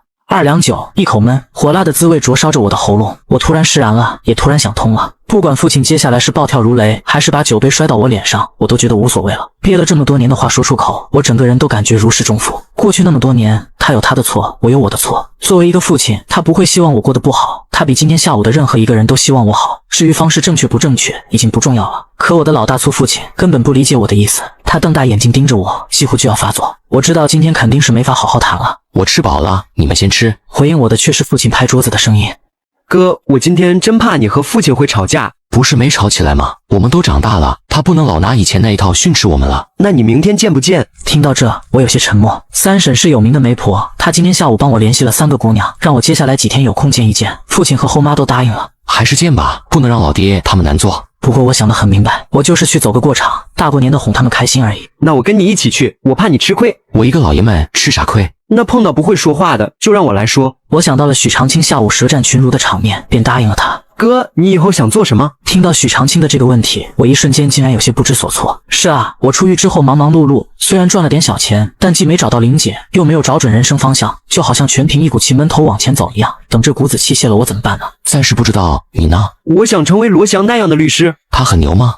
我觉得他很牛。那你争取超过他，我以后遇到事就请你来打官司。行，咱们兄弟们同心，其利断金。出狱后第一次回家过年，父亲就托三婶给我安排了几个相亲对象，2个村子并不远。等我赶到时，女方家门口已经停了3、4辆车。嗨，都是来相亲的男孩。三婶给我们解释道。我去相亲还得排队啊。许长青发出一阵感慨，这同样是我心里的疑惑。要不我们改天再来？要不是为了能过了个好年，我是真不想相亲。改天就轮不到你了。你们知道现在姑娘在村里多紧俏吗？一个单身女孩至少会有10个单身的男孩等着。这种情况，女方肯定想多对比对比。你三婶我见过最夸张的一个女孩，一月相了200来个，基本把一个乡的适龄男孩都相遍了。那她最后找了个啥样啊？最后啊，人家找了个城里的有钱的，就是年纪稍微大了几十岁，长相还挺周正的。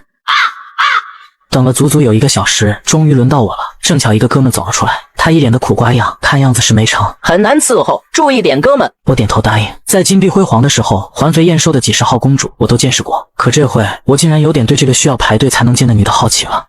我进屋后，发现女方正低头在那玩游戏，我客气地说了一声你好，算是打招呼了。坐吧。他头也没抬，继续玩手机。我有点尴尬了，这他妈说点啥好？我忍不住打量了面前的女生一番，估摸着和我差不多，在老家算老姑娘了。身前的伟岸着实惊人，看起来和胖金莲差不多。我一时也不知道说啥好。你长得这么帅，咋还相亲找对象呢？没人没告诉你吗？我以为三婶会把我坐牢的事告诉他们了，这种事不该隐瞒的，一打听都能知道。他们就说你有工作、有车，长得周正，别的没说。哦，我坐过牢，刚出来。女孩脸色诧异了一下，继续低头玩手机。我一看这副不尊重人的样子，还聊个屁，便站起来说：“那我先走了。”等等，你叫什么名字？我叫曹一刀。说完，我扭头走出屋子。一个连基本礼貌都不懂的人，我都懒得和他说实话。见我这么快出来，三婶赶紧迎上来，问我咋样。三婶，明后天那2个相亲，你提前给人说一声我坐过牢的事情，他们乐意了我再相。这种事不该说的，应该瞒着，不然以后咋找对象啊？我觉得婚姻就该坦诚相对，不管是啥原因，欺骗得来的感情不会长久。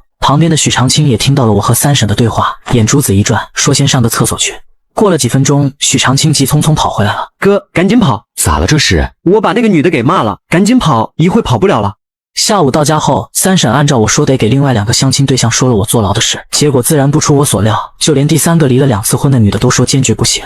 可让我万万没想到的是，晚饭后没多久，三婶兴高采烈地来到我家，说王丽萍看上我了。谁是王丽萍？我有点懵。就小王村那个，你不就见了一个吗？三婶幽怨地看了一眼许长青。许长青骂人的事我们没敢告诉父亲，怕父亲再怒气打人。父亲和后妈听到这个消息也有些惊喜，尤其是父亲，他好像完全不记得昨晚的事情一样，都有点不像他了。不是说下午没看上，这会咋又看上了呢？那姑娘说，就觉得你们家许毅长得帅，跟彭于晏一样的，是她喜欢的那一款。彭于晏是哪个村的？父亲问了个好问题，可惜没人理他。那这接下来该准备点啥？不用准备啥，2个孩子加个好友，随便聊聊就行。我也没好意思说自己没看上他，毕竟我条件也不好，说这种话肯定又会被父亲一顿骂。更重要的是，大过年的，我还是不太想惹父亲不开心。晚上，王丽萍发来好友申请。曹一刀，你今天为啥走了？不走留下来看你打游戏吗？我没打游戏，我在查彭于晏的照片，感觉你和他很像。我有点尴尬，没想到还误会他了。可想到他这人没素质的样子，我也顿时释怀了。老子第一次相亲，凭啥惯着你？对了，我给你说个奇怪的事，你走了之后，下一个相亲对象一言不合就把我骂了一顿，我还没搞明白咋回事他就跑了。我哑然失笑，这说的应该是我的宝贝小老弟了。曹一刀，咱俩处处呗，我不介意你坐过牢的。彭于晏是我最喜欢的明星，我太想嫁给彭于晏了。可我没看上你，抱歉了。没事，我喜欢你就行了，我哪能让彭于晏喜欢上我啊？我决定不再理这个人，这个人好像和黄山一样有病。第二天晚上，大东给我发来他饭店的位置，说今晚聚会在这。许长青还想跟着去，让我拒绝了。今晚上的都是同村的发小，有的辈分还挺大，家长也都和父亲关系不错，真被他一顿喷的话，那还得了。我按照约定，晚上7点准时赶到了大东的饭店。讲实话，我还是对这群发小有感情的，毕竟从小光着屁股一起长大的。可喝了没几杯，我就感觉这酒局变味了，大家就和商量好的一样，轮流和我碰杯。我很久没回来，轮流和我喝酒也正常。可酒喝多了以后，他们说的话逐渐也没得把门的了。9个人，除了开饭店的大东、干装修的许诺和干水暖的王成有个正儿八经的工作，其他6人基本都是好吃懒做、混吃等死的状态。在他们眼里，我是一个档案上不干净的劳改犯，比不上他们。他们以为我现在没啥正经工作，一个个给我支招。许一，要我说你可以回村种大蒜，种个10来亩地，一年也能赚个1万块。不行，大蒜价格太不稳了，不如养鸡，咱村那个谁不就发财了吗？要我说，干啥都不如来我这饭店当个服务员。咱们是发小，工资我给你开2000。王成是大东的忠实狗腿，听了大东的话立马附和。这个主意不错，不过2000太多了，1500估计就行。我知道他们是在故意拿我打趣，我表现得丝毫不生气，还说会考虑考虑，这让他们的虚荣心得到了极大的满足。出门抽烟的时候，干装修的许诺跟了出来。许诺跟我是本家，加上我和他小学做了几年同桌，所以这些发小里面和他关系算最好的。他们喝多了，说的混话你别放在心上哈。不会的，多大点事。我说的是真话，这些人只是单纯素质低，没啥太大的恶意，都是一个从小长大的发小，我没必要和他们计较几句酒后的话。吸完烟回到酒桌上，一个个又跟打了鸡血一样，都要和我走一个。许诺连忙拦着，刚才许一吐了，我替他喝。不行，许一好不容易回来一次，就得和他喝。对，就该他喝了。我不知道吸个烟的功夫，这群家伙想出了什么馊主意，可我丝毫不惧，我的酒量可是在金碧辉煌练出来的，我有足够的信心呵服这几个家伙。事后，我因为这事好好反思过自己，得出一个结论，坚决不能在酒桌上和傻叉较劲。当时的我几杯快酒下肚，也上头了，我就一个想法，必须把这个几个傻叉喝倒。大东这个家伙很鸡贼，总是怂恿别人灌我，自己却没咋喝。这桌上最清醒的人就是他。喝到后面，我酒劲上来了，想起大东败坏我的传闻，火气也上来了，直接质问大东有没有说过败坏我的话。老子说过怎么了？你能拿我怎么着？呵呵，傻叉！我冷笑一声，直接把酒泼在了他的胖脸上。许一，我去你！大东就和一个气急的公猪一样，凶狠地向我扑过来。几个发小也不想把事情搞大，赶紧拦住我俩。可大东不依不饶，嘴里嚷嚷着非要弄死我。许诺见状，赶紧拉着我走出包厢。他老爹是村长，你惹他干啥？被冷风一吹，我的酒也醒了一半，可我心里丝毫不怕。秃头那种社会大哥都被我斗倒了，一个村里的恶霸我才不会怕。你一会去给大东道个歉，让这事过去得了。不可能，我不可能给这种王八蛋认怂的。他小时候就老仗着老爸的身份欺负咱们，现在都长大了，他还是那副做派，我必须得杀一下他的威风。第二天，我酒醒后想起大东这个事，觉得膈应，不是因为怕他找我麻烦，是怕我走了以后找我父亲他们麻烦。为了以防万一，我决定今天不出门，在家等着他。可等了一整天也没见大东的影子，我便给许诺打去电话。大东昨天也喝多了，估计酒醒之后把这事忘了，你也别放在心上了。我想了想，他说的也有道理，我和大东小时候也没少闹矛盾，后来不也不了了之了吗？于是转过天来，我给父亲说想去隔壁县城看看虎叔。虎叔春节前反复嘱咐我要过去，我怕忙起来又没空了。我相亲成功的事让父亲对我态度缓和了不少，听到我有心去探望虎叔，更是满意的不行，特意扛了一麻袋自家加工的玉米面放我车上。你虎叔就喜欢喝这口棒炸粥，当年一口气能喝7、8碗呢。许长青因为要回后妈的娘家走亲戚，所以不能跟我一起去，眼巴巴地看着我开车走。当我来看望我在狱中的老师虎叔时，一个中年妇女一脸和气地迎了上来。哟，小姨来了。虎婶之前去过我家，所以我与她有一面之缘。婶，你咋越来越年轻了啊？看起来跟小姑娘似的。看人家小姨嘴多甜，你们老张家就没一个会说话的。都奔50的人了，不喊你老嫂子就不错了。说笑间，两个男青年走上前，虎叔说这是他的2个儿子，大儿子叫张大牛，小儿子叫张二牛。一听这名字，我又乐了。虎叔起名可真是随意啊，和我爹有的一拼了。这时屋里又缓缓走出一个小女孩。一哥，这个是我们小妹，还在上初中。我抬起手冲她打了个招呼。你好，三牛。没想到这女孩子狠狠瞪了我一眼，哼了一下，直接转身走了。一哥，我三妹不叫三牛，她叫张若雨，我们都叫她小雨。啊！我一脸尴尬，怪不得这女孩刚才哼我。没事，一哥，这孩子被我们惯坏了，你别跟他一般见识。进屋后，虎叔又给我正式介绍了一下他的几个儿女。大儿子张大牛比我小半年，虎叔进去后，家里的生意基本都是他在打理，白道上的关系现在混得很开。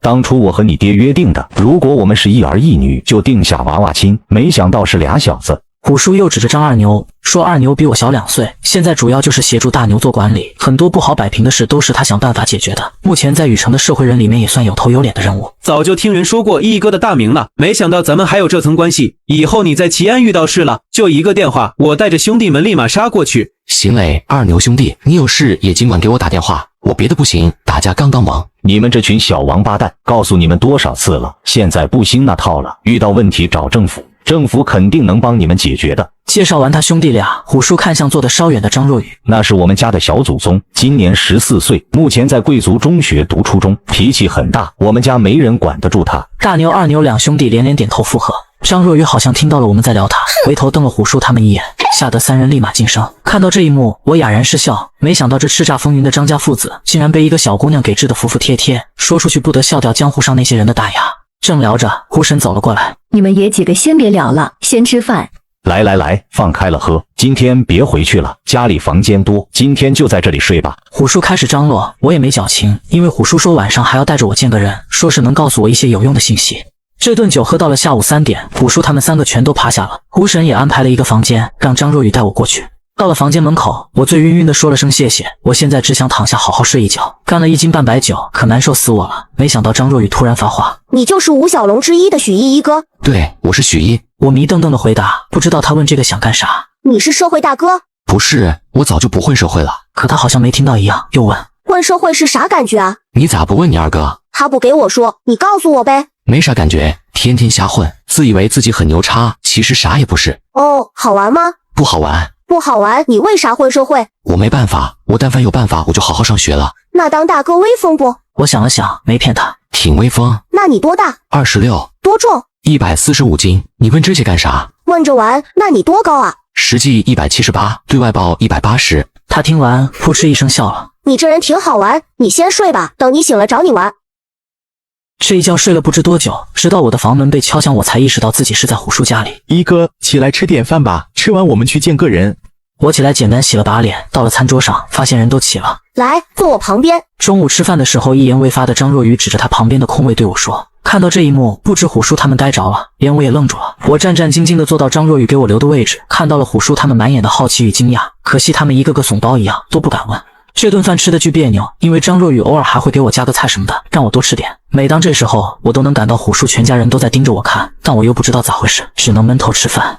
好不容易吃完饭，3个大男人连忙拉着我出门上了车。你咋把这个祖宗给哄的？我不知道啊。你回忆回忆，睡觉前用了啥办法？我捏着太阳穴，死活想不起来是咋回事了，只隐约记得入睡前他问了我几个问题。我出狱之后就没见他笑过，今天第一次见到啊。老爹，别说你了，我俩也得半年没见了啊。我想想，喝太多，真的忘了。算了，回头再说。我们先去见这个人，别让人等。虎叔，咱们今天要见谁？你不用知道他是谁，就知道他很厉害就成了。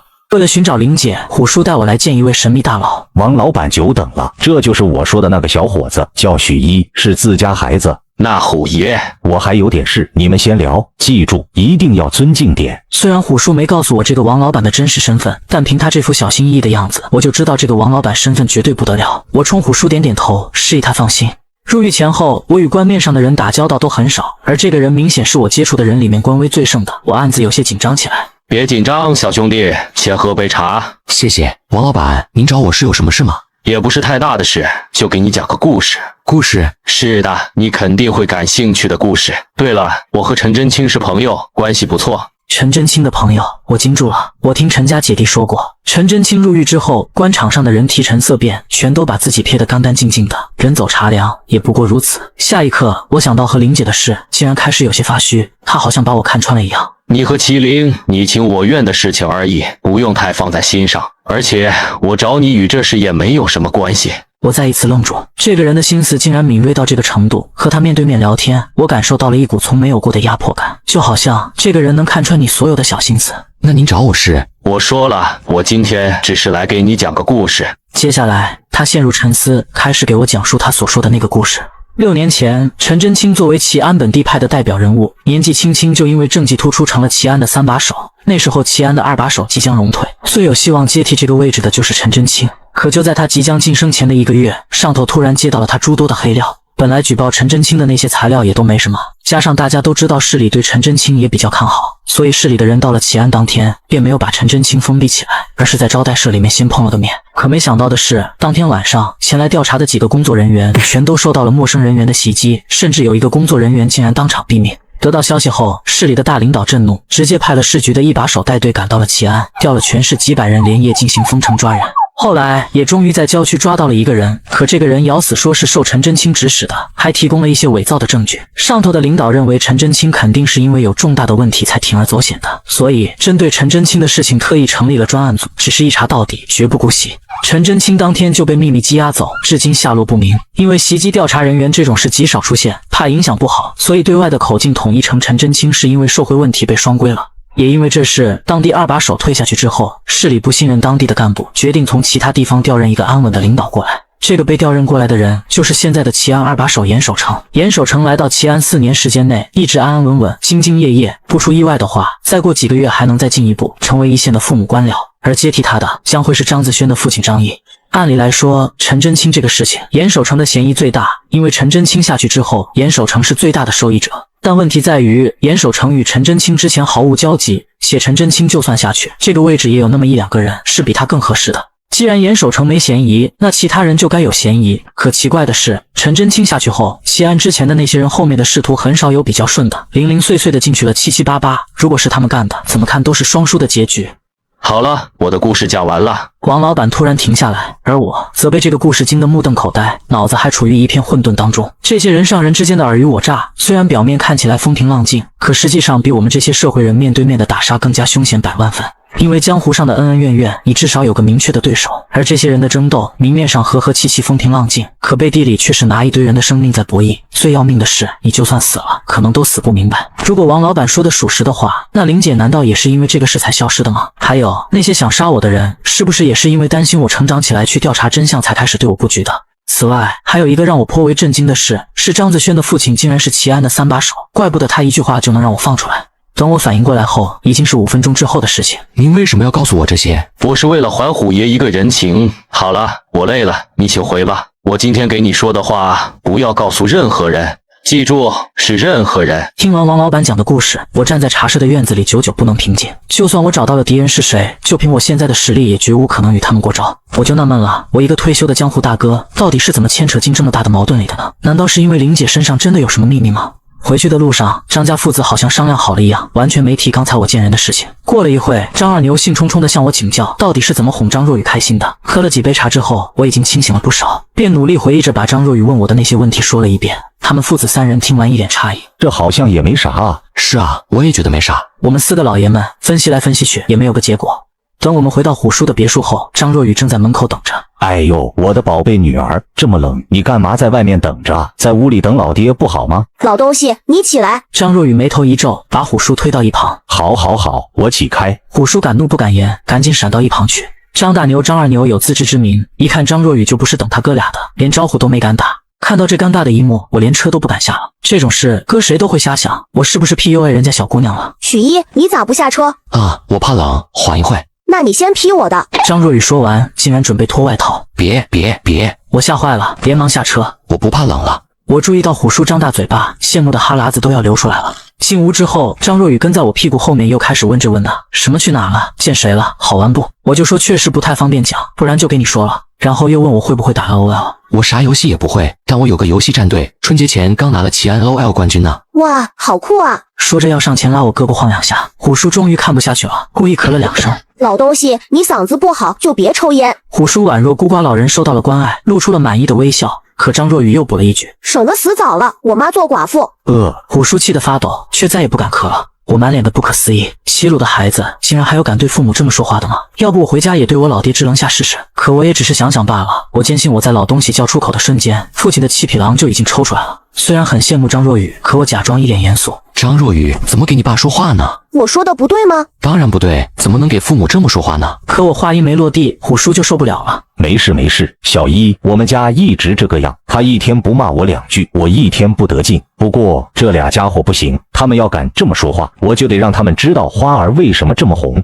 胡婶好像对他们父女之间的嘴角已经见怪不怪了。小雨生的晚，他们父子3个捧在手心怕凉了，含在嘴里怕化了。之前他们学校有个男生追小雨，他2哥知道了，摇了100辆车去学校门口堵人家，把人家小男生都吓尿了。第2天就转学走了。从此啊，这个学校就没啥男生敢招他了。慢慢的，他就成这副模样了。老嫂子，你又败坏我！死孩子，你再叫我老嫂子，我把你生活费停了。停呗，反正你给我的也没他们3个给我的多。给你们说多少次，不许私下给他钱，都把他惯成什么样了？胡婶气得发抖，转而把怒火转向了虎叔父子3人。我就一个小棉袄，我不宠他宠谁？宠吧，等他嫁人那天有你们哭的。说罢，胡婶跺了下脚回屋去了。见胡婶走了，张若雨又恢复刚才的嚣张样子。许一，去我屋看电影呗。不，男女授受不亲的，你这么大了，不合适。虎叔也点点头，表示赞同。你走不走？我不走，这种事不合适，你让你老爹他们陪你看吧。别的事我可以让，这种关系到小女孩名誉的事我肯定是不能让的。行，你是第一个敢拒绝我的男人，你有种。说罢，气呼呼地走开了。他走了之后，我们几个大男人都长舒一口气。咋这么邪门呢？虎叔摸着脑袋，怎么也想不明白。客厅剩下我们4人后，我给虎叔提起石料厂的生意，说鸡总建议我5一之前出手，然后去省城发展。我也想再听听虎叔他们的建议。要我说，你就继续在齐安待着，多养点人手，看他们谁还敢惹你。真摆平不了，就来禹城，我来帮你摆平。不妥，我虽然也不懂季总说的互联网究竟怎么玩，但我也觉得实体经济势必会下行的。那个陶什么的马老板，现在不就是全国首富了吗？那些房地产大佬们，眼看着每年的资产都在缩水了。老爹，你觉得呢？我文化没你们高，但我明白一个理，在风口上猪都能飞起来。我当年赚第1桶金，就是因为赶上了房地产热。你们年轻，有想法可以多折腾折腾，成了自然好，不成大不了从头再来嘛。听了虎叔的话，我茅塞顿开。是啊，我本来就一无所有，担心那么多干啥？最穷不过要饭，不死总能出头，干就是了。想开之后，我心里舒畅了很多，又和虎叔他们聊了会天。见时间不早了，就先回房间休息了。可我刚躺下没多久，我的房门就被敲得震山响。许一，我越想越气，你今天必须陪我看电影。我用被子蒙住头，想隔绝一下屋外的声音。可在这时，我的手机震动一下，是虎叔发来的消息：孩子，委屈一下，你就帮我哄哄这个小祖宗吧。无奈，我只好起身开门。大小姐，你为啥非要找我玩？我们刚认识，也不熟，难道就因为我长得像彭于晏吗？呸，才不是。那是啥？有2个原因，你要想知道，就得陪我看电影。我想了想，不答应他肯定还得闹腾，不如先哄好他再说。看电影可以，但必须在客厅看，不能去卧室。这次他没拒绝。到了客厅，说让我选个电影。面对着琳琅满目的电影列表，我犹豫半天，翻到恐怖片的列表。敢看吗？这有啥不敢的？那我们就看第一个吧。可他只看了10分钟不到就怂了。不行，我不看了。咋不看了？贞子还没出来呢。反正我就是不想看了。那你能告诉我为啥了吗？我注意到楼上有2个身影在偷偷听我们说话，看不清楚是谁，大概率是虎叔2口子。我最好的朋友叫苗苗，他认识你，在我面前夸过你。苗苗，我努力在脑海中搜索着这个名字，想了半天，终于想起来，这个女孩是陈冠宇的女朋友。在21集的时候，我和胖金莲帮过她。苗苗是我最好的闺蜜，只要她说谁好，我也就觉得这人好。你俩差好几岁，咋成闺蜜了？她老家是禹城的，以前和我是邻居，只是她后来去齐安上学了。那怪不得。另外一个理由呢？你说话不糊弄我，不把我当小孩。啥？我懵了，这算个啥理由？她继续解释道：他们给我说话都喜欢糊弄我，10句里有8句是假的。我不是小孩子了，又不是分辨不出来，所以我不喜欢和他们说话。我喜欢你一本正经回答问题，不糊弄我的样子。我彻底不知道说啥了。果然阶级差异给人带来的悲喜毫不相通。我从来没想过富人家的孩子竟然只因为父母说的几句话就会叛逆成这样，而我从小的愿望只不过是希望父亲喝多了别打我而已。谢谢你许一，我们以后就是朋友了。晚安马卡巴卡。晚安什么东西？还没等我问清楚，他一溜烟的跑走了。第二天一早，许长青给我打电话，说父亲那边和人吵架了，让我赶紧回去。临走时，张大牛给我发了一个手机号，说我们镇的镇长邹明阳是他铁哥们，如果有解决不了的问题可以找他，兴许可以帮上忙。我匆匆赶到家之后，正赶上父亲和后妈从外面回来，我连忙问他们怎么了。这次分地，咱们家族分到的全是盐碱地，你爸不乐意，和村里负责分地的人吵了一架。我大爷他们也都是盐碱地吗？只要是你爷爷的亲儿子，全是盐碱地，全村的盐碱地都被咱们家族摊上了。我虽然很久不种地，但从小在农村长大，也知道村里分地一般会把盐碱地和好的耕地均匀分配，以保证每家的收成相对接近。我印象里，从小到大，村里都没出现这样的分法。事出无常必有妖，我顿时想到大东，肯定是这个王八蛋那晚和我闹了矛盾，所以背后捣鬼。他爸是村长，想恶心一下我们太容易了。爸，我要出趟门，再过几天我就回去上班了，在这之前我一定要把这个事情解决好了。要吃午饭了，去干啥？城里有点事，比较急，我去处理一下就回来。父亲没再拦我，提醒我说晚上就是爷爷的80大寿，在大爷家里举行，让我一定得赶回来。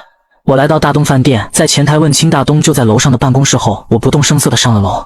到了大东的办公室门口，我试了试门，在里面是锁死的，耳朵凑上去一听，里面传来了一阵让人脸红的声音。犹豫了几秒，我放弃了使用自己那半吊子的开锁绝技，而是抬起大脚猛地踹了下去。门踢开后，一副不可描述的场景顿时出现在我的面前。我定睛一看，这个女人我认识，是王成的老婆，在大东饭店做收银员。前天王成还在酒桌上吹呢，说和大东是铁哥们好兄弟，大东有啥好事都想着他，就连老婆的工作都是大东给安排的。没想到啊，大东不只对他好，看样子对他老婆更好。我赶紧掏出手机，把这一幕快速录了下来。我去，怎么是你？大东穿好衣服赶紧过来抢我手机，我一脚把他踢到在地。聊一聊吗？大东不是傻子，知道打不过我，垂头丧气的让女人穿上衣服先出去。女人走后，我开门见山道：分地的事情是你做的手脚吧？不是，我咋可能有那权利？信不信我现在就把刚才的视频发给王成？王成虽然是大东的忠实狗腿，但我不信他能忍得了这个。别，我承认是我让我爸这么分的。不想让人知道的话，就赶快给我改回来。这很难办啊，都分完，咋可能再重新分啊？那我可管不了。今晚我爷爷80大寿，我不想让家族的人不开心。如果寿宴结束前这个事没改过来，你就等着被王成砍吧。回到家，父亲他们竟然还没吃完午饭。一问许长青才知道，父亲气得吃不下饭，一直在唉声叹气。我能理解父亲的心情。对于一个庄稼人来说，虽然种地一年也赚不了多少钱，但种盐碱地意味着收成几乎为零。在他的观念里，我和许长青都没结婚，后面花钱的地方还有很多，他作为老父亲的压力是很大的。爸，你别担心了，我找大东说情了，大东说可能会帮咱们重新调配一下。真的吗？反正他答应帮忙了，能不能做到我也不好说。我没把话说死，毕竟不知道大东这个家伙到底能不能起到作用。在爷爷80大寿的宴席上，一向说话不把门的四婶借着给爷爷敬酒的功夫，把白天村长给老许家分盐碱地的事情说了出来。大爷听了，把酒杯用力往桌子上一放：小翠，爹又不种地了，你给他说有啥用？父亲三叔此时也是气得面目扭曲，但他们不好对四婶发火，而是质问四叔不是约定好不在宴席上提这事的吗？四叔也是一脸懵。死老娘们，给我滚回去！咋地？为啥当老子面不能提？我还在呢，这么大的事就不给我说了，你们干脆明天就把我埋了得了。本来父亲他们兄弟四人说好了今晚绝对不提此事，省得惹爷爷动气，使得寿宴不圆满。可没想到一向说话不把门的四婶竟然主动把这事提了出来。别，我本来计划明天去找村长聊的，还没来得及给您说，您先别生气。爷爷在奶奶的安抚下，气也顺了一些。我不是气这个，是气这个姓杨的为啥欺负我们老许家？你们给我说说。大爷他们闻言，你看看我看看你，显然也不知道为什么。爹，人家杨村长还真不是无缘无故针对我们许家的。我今天听人说了，是二哥家的许一和大东打架了，大东这肯定是故意报复咱家呢。什么？有这事？我知道这种事在村里根本瞒不住，索性就坦白了，说确实和大东在酒后吵了几句，但是今天大东也答应我了，会重新给我们家分地的。骗谁呢？这分好的咋可能说重新分就重新分？之前村里从来没有这个先例。你先让小姨说。大爷打断四婶，问我大东有说什么时候给信了吗？然后冲我几急眼。我能明白大爷的意思，再大的事也得等爷爷过完寿宴再说。四婶不懂事，我不能不懂事。他说的是就这2天吧，如果明天上午没信的话，我再去找他一趟。这话说完，我也有点心急。大东这货怎么还不来？难道真的不怕我把视频发给王成吗？他难道是把王成给摆平了不成？不过这怎么可能？哪个男人能接受别人给自己戴绿帽子？尤其这个给他戴绿帽子的还是王成心心念念的好兄弟大东，这可是加倍的仇恨啊！爷爷听说事情能解决，也终于消了火，不过看向我还是一脸的不悦。小姨，你年纪不小了，以后少和人打架。我连忙点头答应，生怕又刺激到他。道完歉刚要坐下，大门外传来一阵汽车的轰鸣声。大东来了，我心中一喜。虽说我有足够的把握解决分地的问题，可今晚绝对是最好的时机。如果大东今晚如约来献上诚意，既能打四婶的脸，还能让爷爷的寿宴圆满一些，两全其美。院外的车声没有停歇，而是此起彼伏的轰鸣，看样子不止一辆车。我突然有了一丝不妙的预感，赶紧站起来出门查看情况。可没等我出去，一个和父亲年龄相当的中年汉子气势汹汹地走进了院子，身后浩浩荡荡地跟了10几口子踢铁锹的村汉。打头的汉子正是我们村的村长大东的父亲杨教喜。杨教喜是我们村最早做包工头的，村长的位置更是被他们家把持了近10年。哪个是许一？快点特么给老子出来！我高中后就很少回村了，这些年相貌体征变化很大，所以他完全没认出面前的人就是我。爸，就是这个王八蛋！大东咬牙切齿地看着我，那样子恨不得把我直接打死。这时父亲他们也都出来了。哟，村长来了啊！大爷常年外面跑活，是个人精，赶紧上前说好话，邀请村长进屋坐坐，喝杯酒啥的。喝到屁！杨教喜完全没给大爷面子，而是看向父亲。许志刚，这他妈就是你教出来的那个劳改犯儿子吗？有娘生没娘养的狗东西，竟然敢打我儿子！我今天非得弄他！那一刹那，站在父亲身旁的我，第一次感到父亲身上有了杀气。在这种场合，我一个小辈是不适合说话的，需要父亲他们先进行沟通，真沟通不来，我才有机会放大招。不过，早在杨教喜大放厥词之前，我已经把手机录音打开了，保留有力证据已经成了我的职业习惯。姓杨的，你嘴巴干净点。操，我说的不对吗？全村的人都知道你儿子是个劳改犯，不只是劳改犯，还特么是个大混子，下次严打还得抓他个王八蛋。听到他这话，许长青怒自欲裂，可我死死压着他，让他不要说话。他户口还在村里，后面上学买房不一定哪天就用到村支部，不能因小失大。你再说一遍试试。父亲身上的气势更盛了几分。许志刚，你特么是想打我不成？你信不信？你碰我一下，我让你2个儿子都进去。刚子，怎么给杨村长说话呢？这时，一直没说话的80岁爷爷喊住了父亲。皮子，你先给我说说这是咋回事啊？杨教喜敢对大爷和父亲嚣张，但对在村里德高望重的爷爷却不敢说狠话。叔，今天您这个孙子去了大东店里，把大东打了一顿，命根子都差点打折了。下午去医院查了，后面可能会影响生育。我就这么一个儿子，您说我该不该生气？胡闹！听完，爷爷顿时震怒。许一，杨村长说的是真的吗？爷爷，是真的，不过什么不过？给杨村长道歉，该赔礼的赔礼，该赔钱的赔钱。听到爷爷的话，杨教喜的虚荣心得到了极大的满足。赔礼道歉就不用了，我们杨家也不缺钱，但这口气我老杨家咽不下。这样吧，也让我儿子给许一来这么一下，从此我们一笔勾销。四婶此时也站出来附和。我觉得村长说的对，打人了就该受到惩罚。这个许一才回来几天就打架，把我们许家的门风都败坏光了。你特么给我闭嘴！我就不。杨村长，你不知道啊，你刚才没来的时候，许一还在吹牛呢，说已经和大东谈好了，大东会帮我们解决的问题。呵，这才多久啊？打脸了吧？你住嘴！这时，父亲忍不住对了四婶一句：“都是你儿子给我们许家惹了这么大的祸，你还想包庇他吗？要我说，坐过牢的人就不配进我们家的家谱。”说的对，杨教习宛若一个看热闹的吃瓜群众，竟然为我们家族内部的争吵拍手称好。老四家的媳妇说的对，这样的人怎么能进你们家的家谱呢？而且我们村的村谱也不能让这样的人上去。说完，杨教习再一次把矛头对准了我。许一，你认不认错？认错的话，就跪地上给大东磕个头，然后让大东也还你一脚。听到杨教习这屈辱性的话，我顿时震怒。明明是你们先使坏给我们家分了盐碱地，我才找上门教训他的，怎么到头来成我的错了？村里分地自然有村里分的理由，有你个劳改犯质疑的份吗？哼！我告诉你，不止你们家的地，这个村的所有地，我想怎么分就怎么分，因为老子是村长，老子就是有这个权利。我告诉你，王成那个王八蛋已经被我封住口了，他媳妇以后就算生的不是他的种，他也不敢说半个不字，所以你就不要再抱有啥不切实际的幻想了。你爹教不好你，就让我好好教育你。今天说啥也得让我儿子把气出了。我按下手机终止了录音，然后手指放在拨号键上。张大牛给我留了我们镇长的手机号，我刚才之所以不用，是想的人情用一分薄一分，能自己解决的就先自己解决。可杨教习刚才说的这些话，已经不单纯是私仇了。我万万没想到他竟然嚣张跋扈到这个程度，不为我自己，为了全村的父老乡亲，我也得打这个电话。杨狗，你他妈别太过分了！父亲宛若一只愤怒的雄狮，拳头握指的声音在嘈杂的院子里依旧清脆可闻。但还没等父亲发作，爷爷也支起了佝偻的身板。啥？我老许家的孙子，轮到你个王八蛋教育？刚才爷爷一再退让，不止把我骂了一顿，还把老爹给骂了一顿。所以我刚才有点委屈，以为爷爷是站村长那边的。可爷爷这句话说出口之后，我顿时意识到我错了。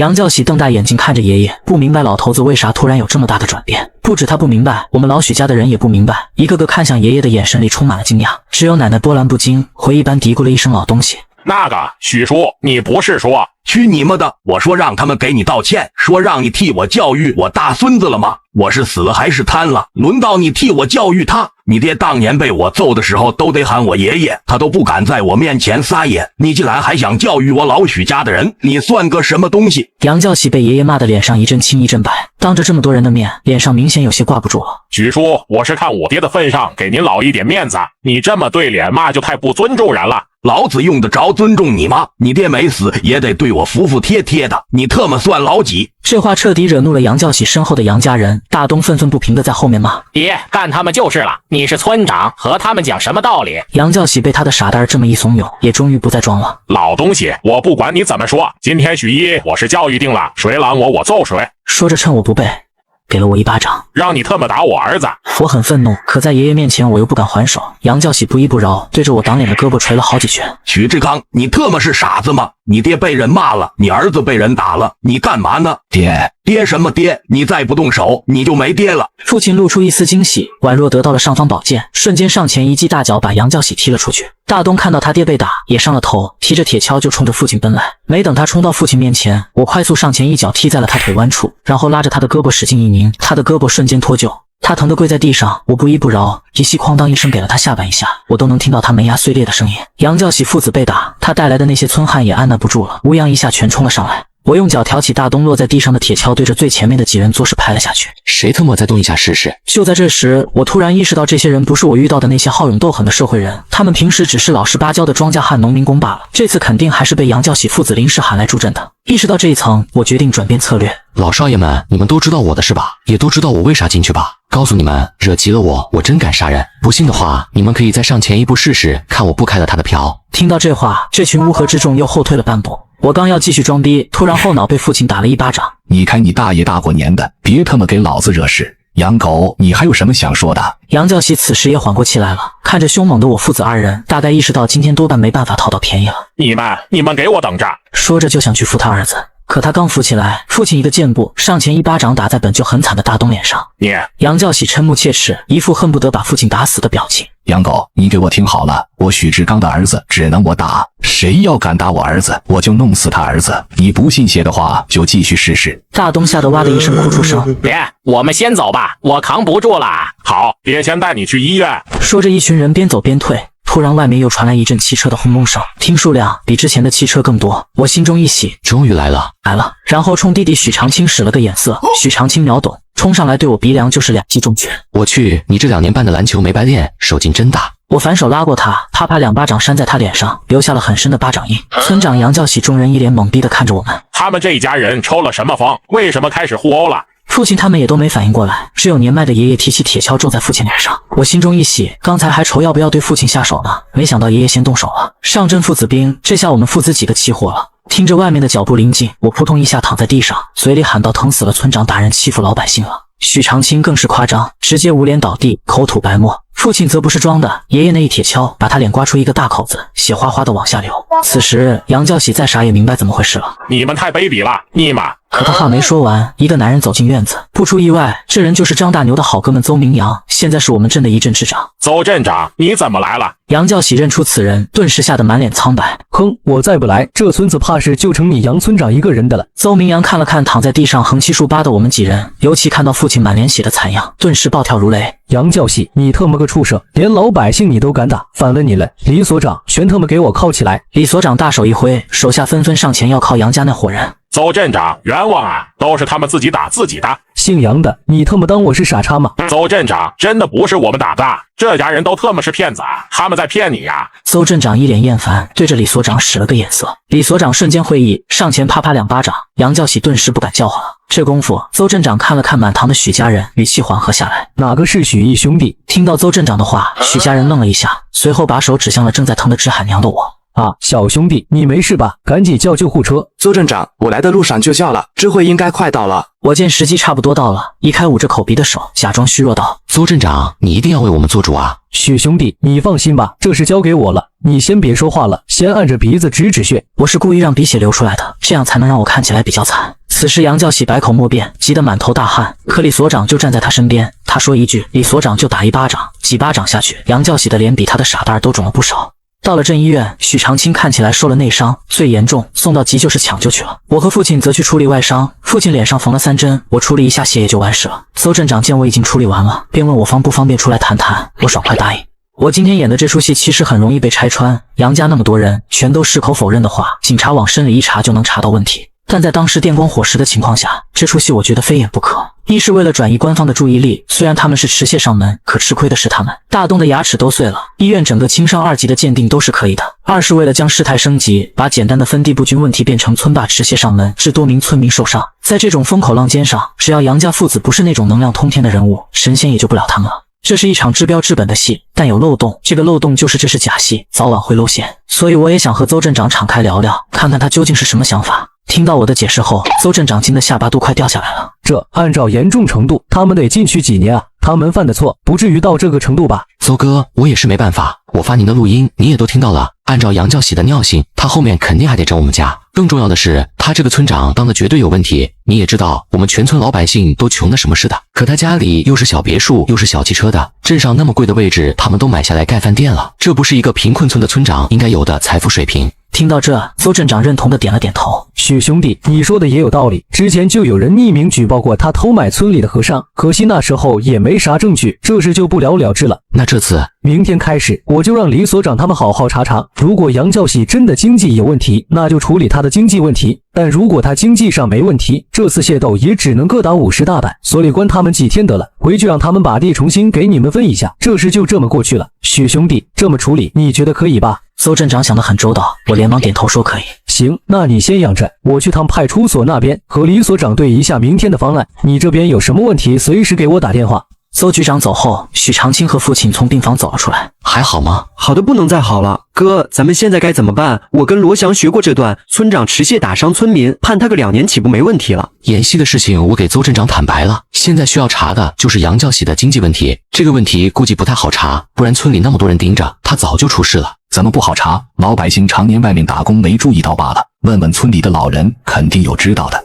到了村子后，父亲带着我们去了好几个常年留守的老人家里，可老人们只觉得杨教喜付的不应该，可杨教喜究竟哪里有错，他们也说不出个所以然来。一连问了几家，皆是如此。见实在问不到啥有用的信息，我们父子几人垂头丧气地往大爷家走。临近大爷家门口的时候，突然一个瘦削的男人从旁边黑暗处走出来了。许一，我知道杨教喜和杨东的很多事，来的不是别人，正是被大东给戴了绿帽子的王成。此时的王成精神萎靡，脸上还有微消的淤青，整个人看起来状态极差。我顿时意识到他应该是被杨家父子逼急了，所以在知道我把杨家父子送进去，又在收集罪证之后，过来狠狠插一刀的。你知道他们什么事？王成看了父亲和弟弟一眼，犹豫再三，还是把一个内存卡塞到我手里。都在里面，你直接交给警察就行了，绝对够用。说完，他转身走进小巷中。我手心攥着小小的内存卡，说不激动是假的，可很快冷静下来。这内存卡我必须得过一遍才行，万一王成坑我呢？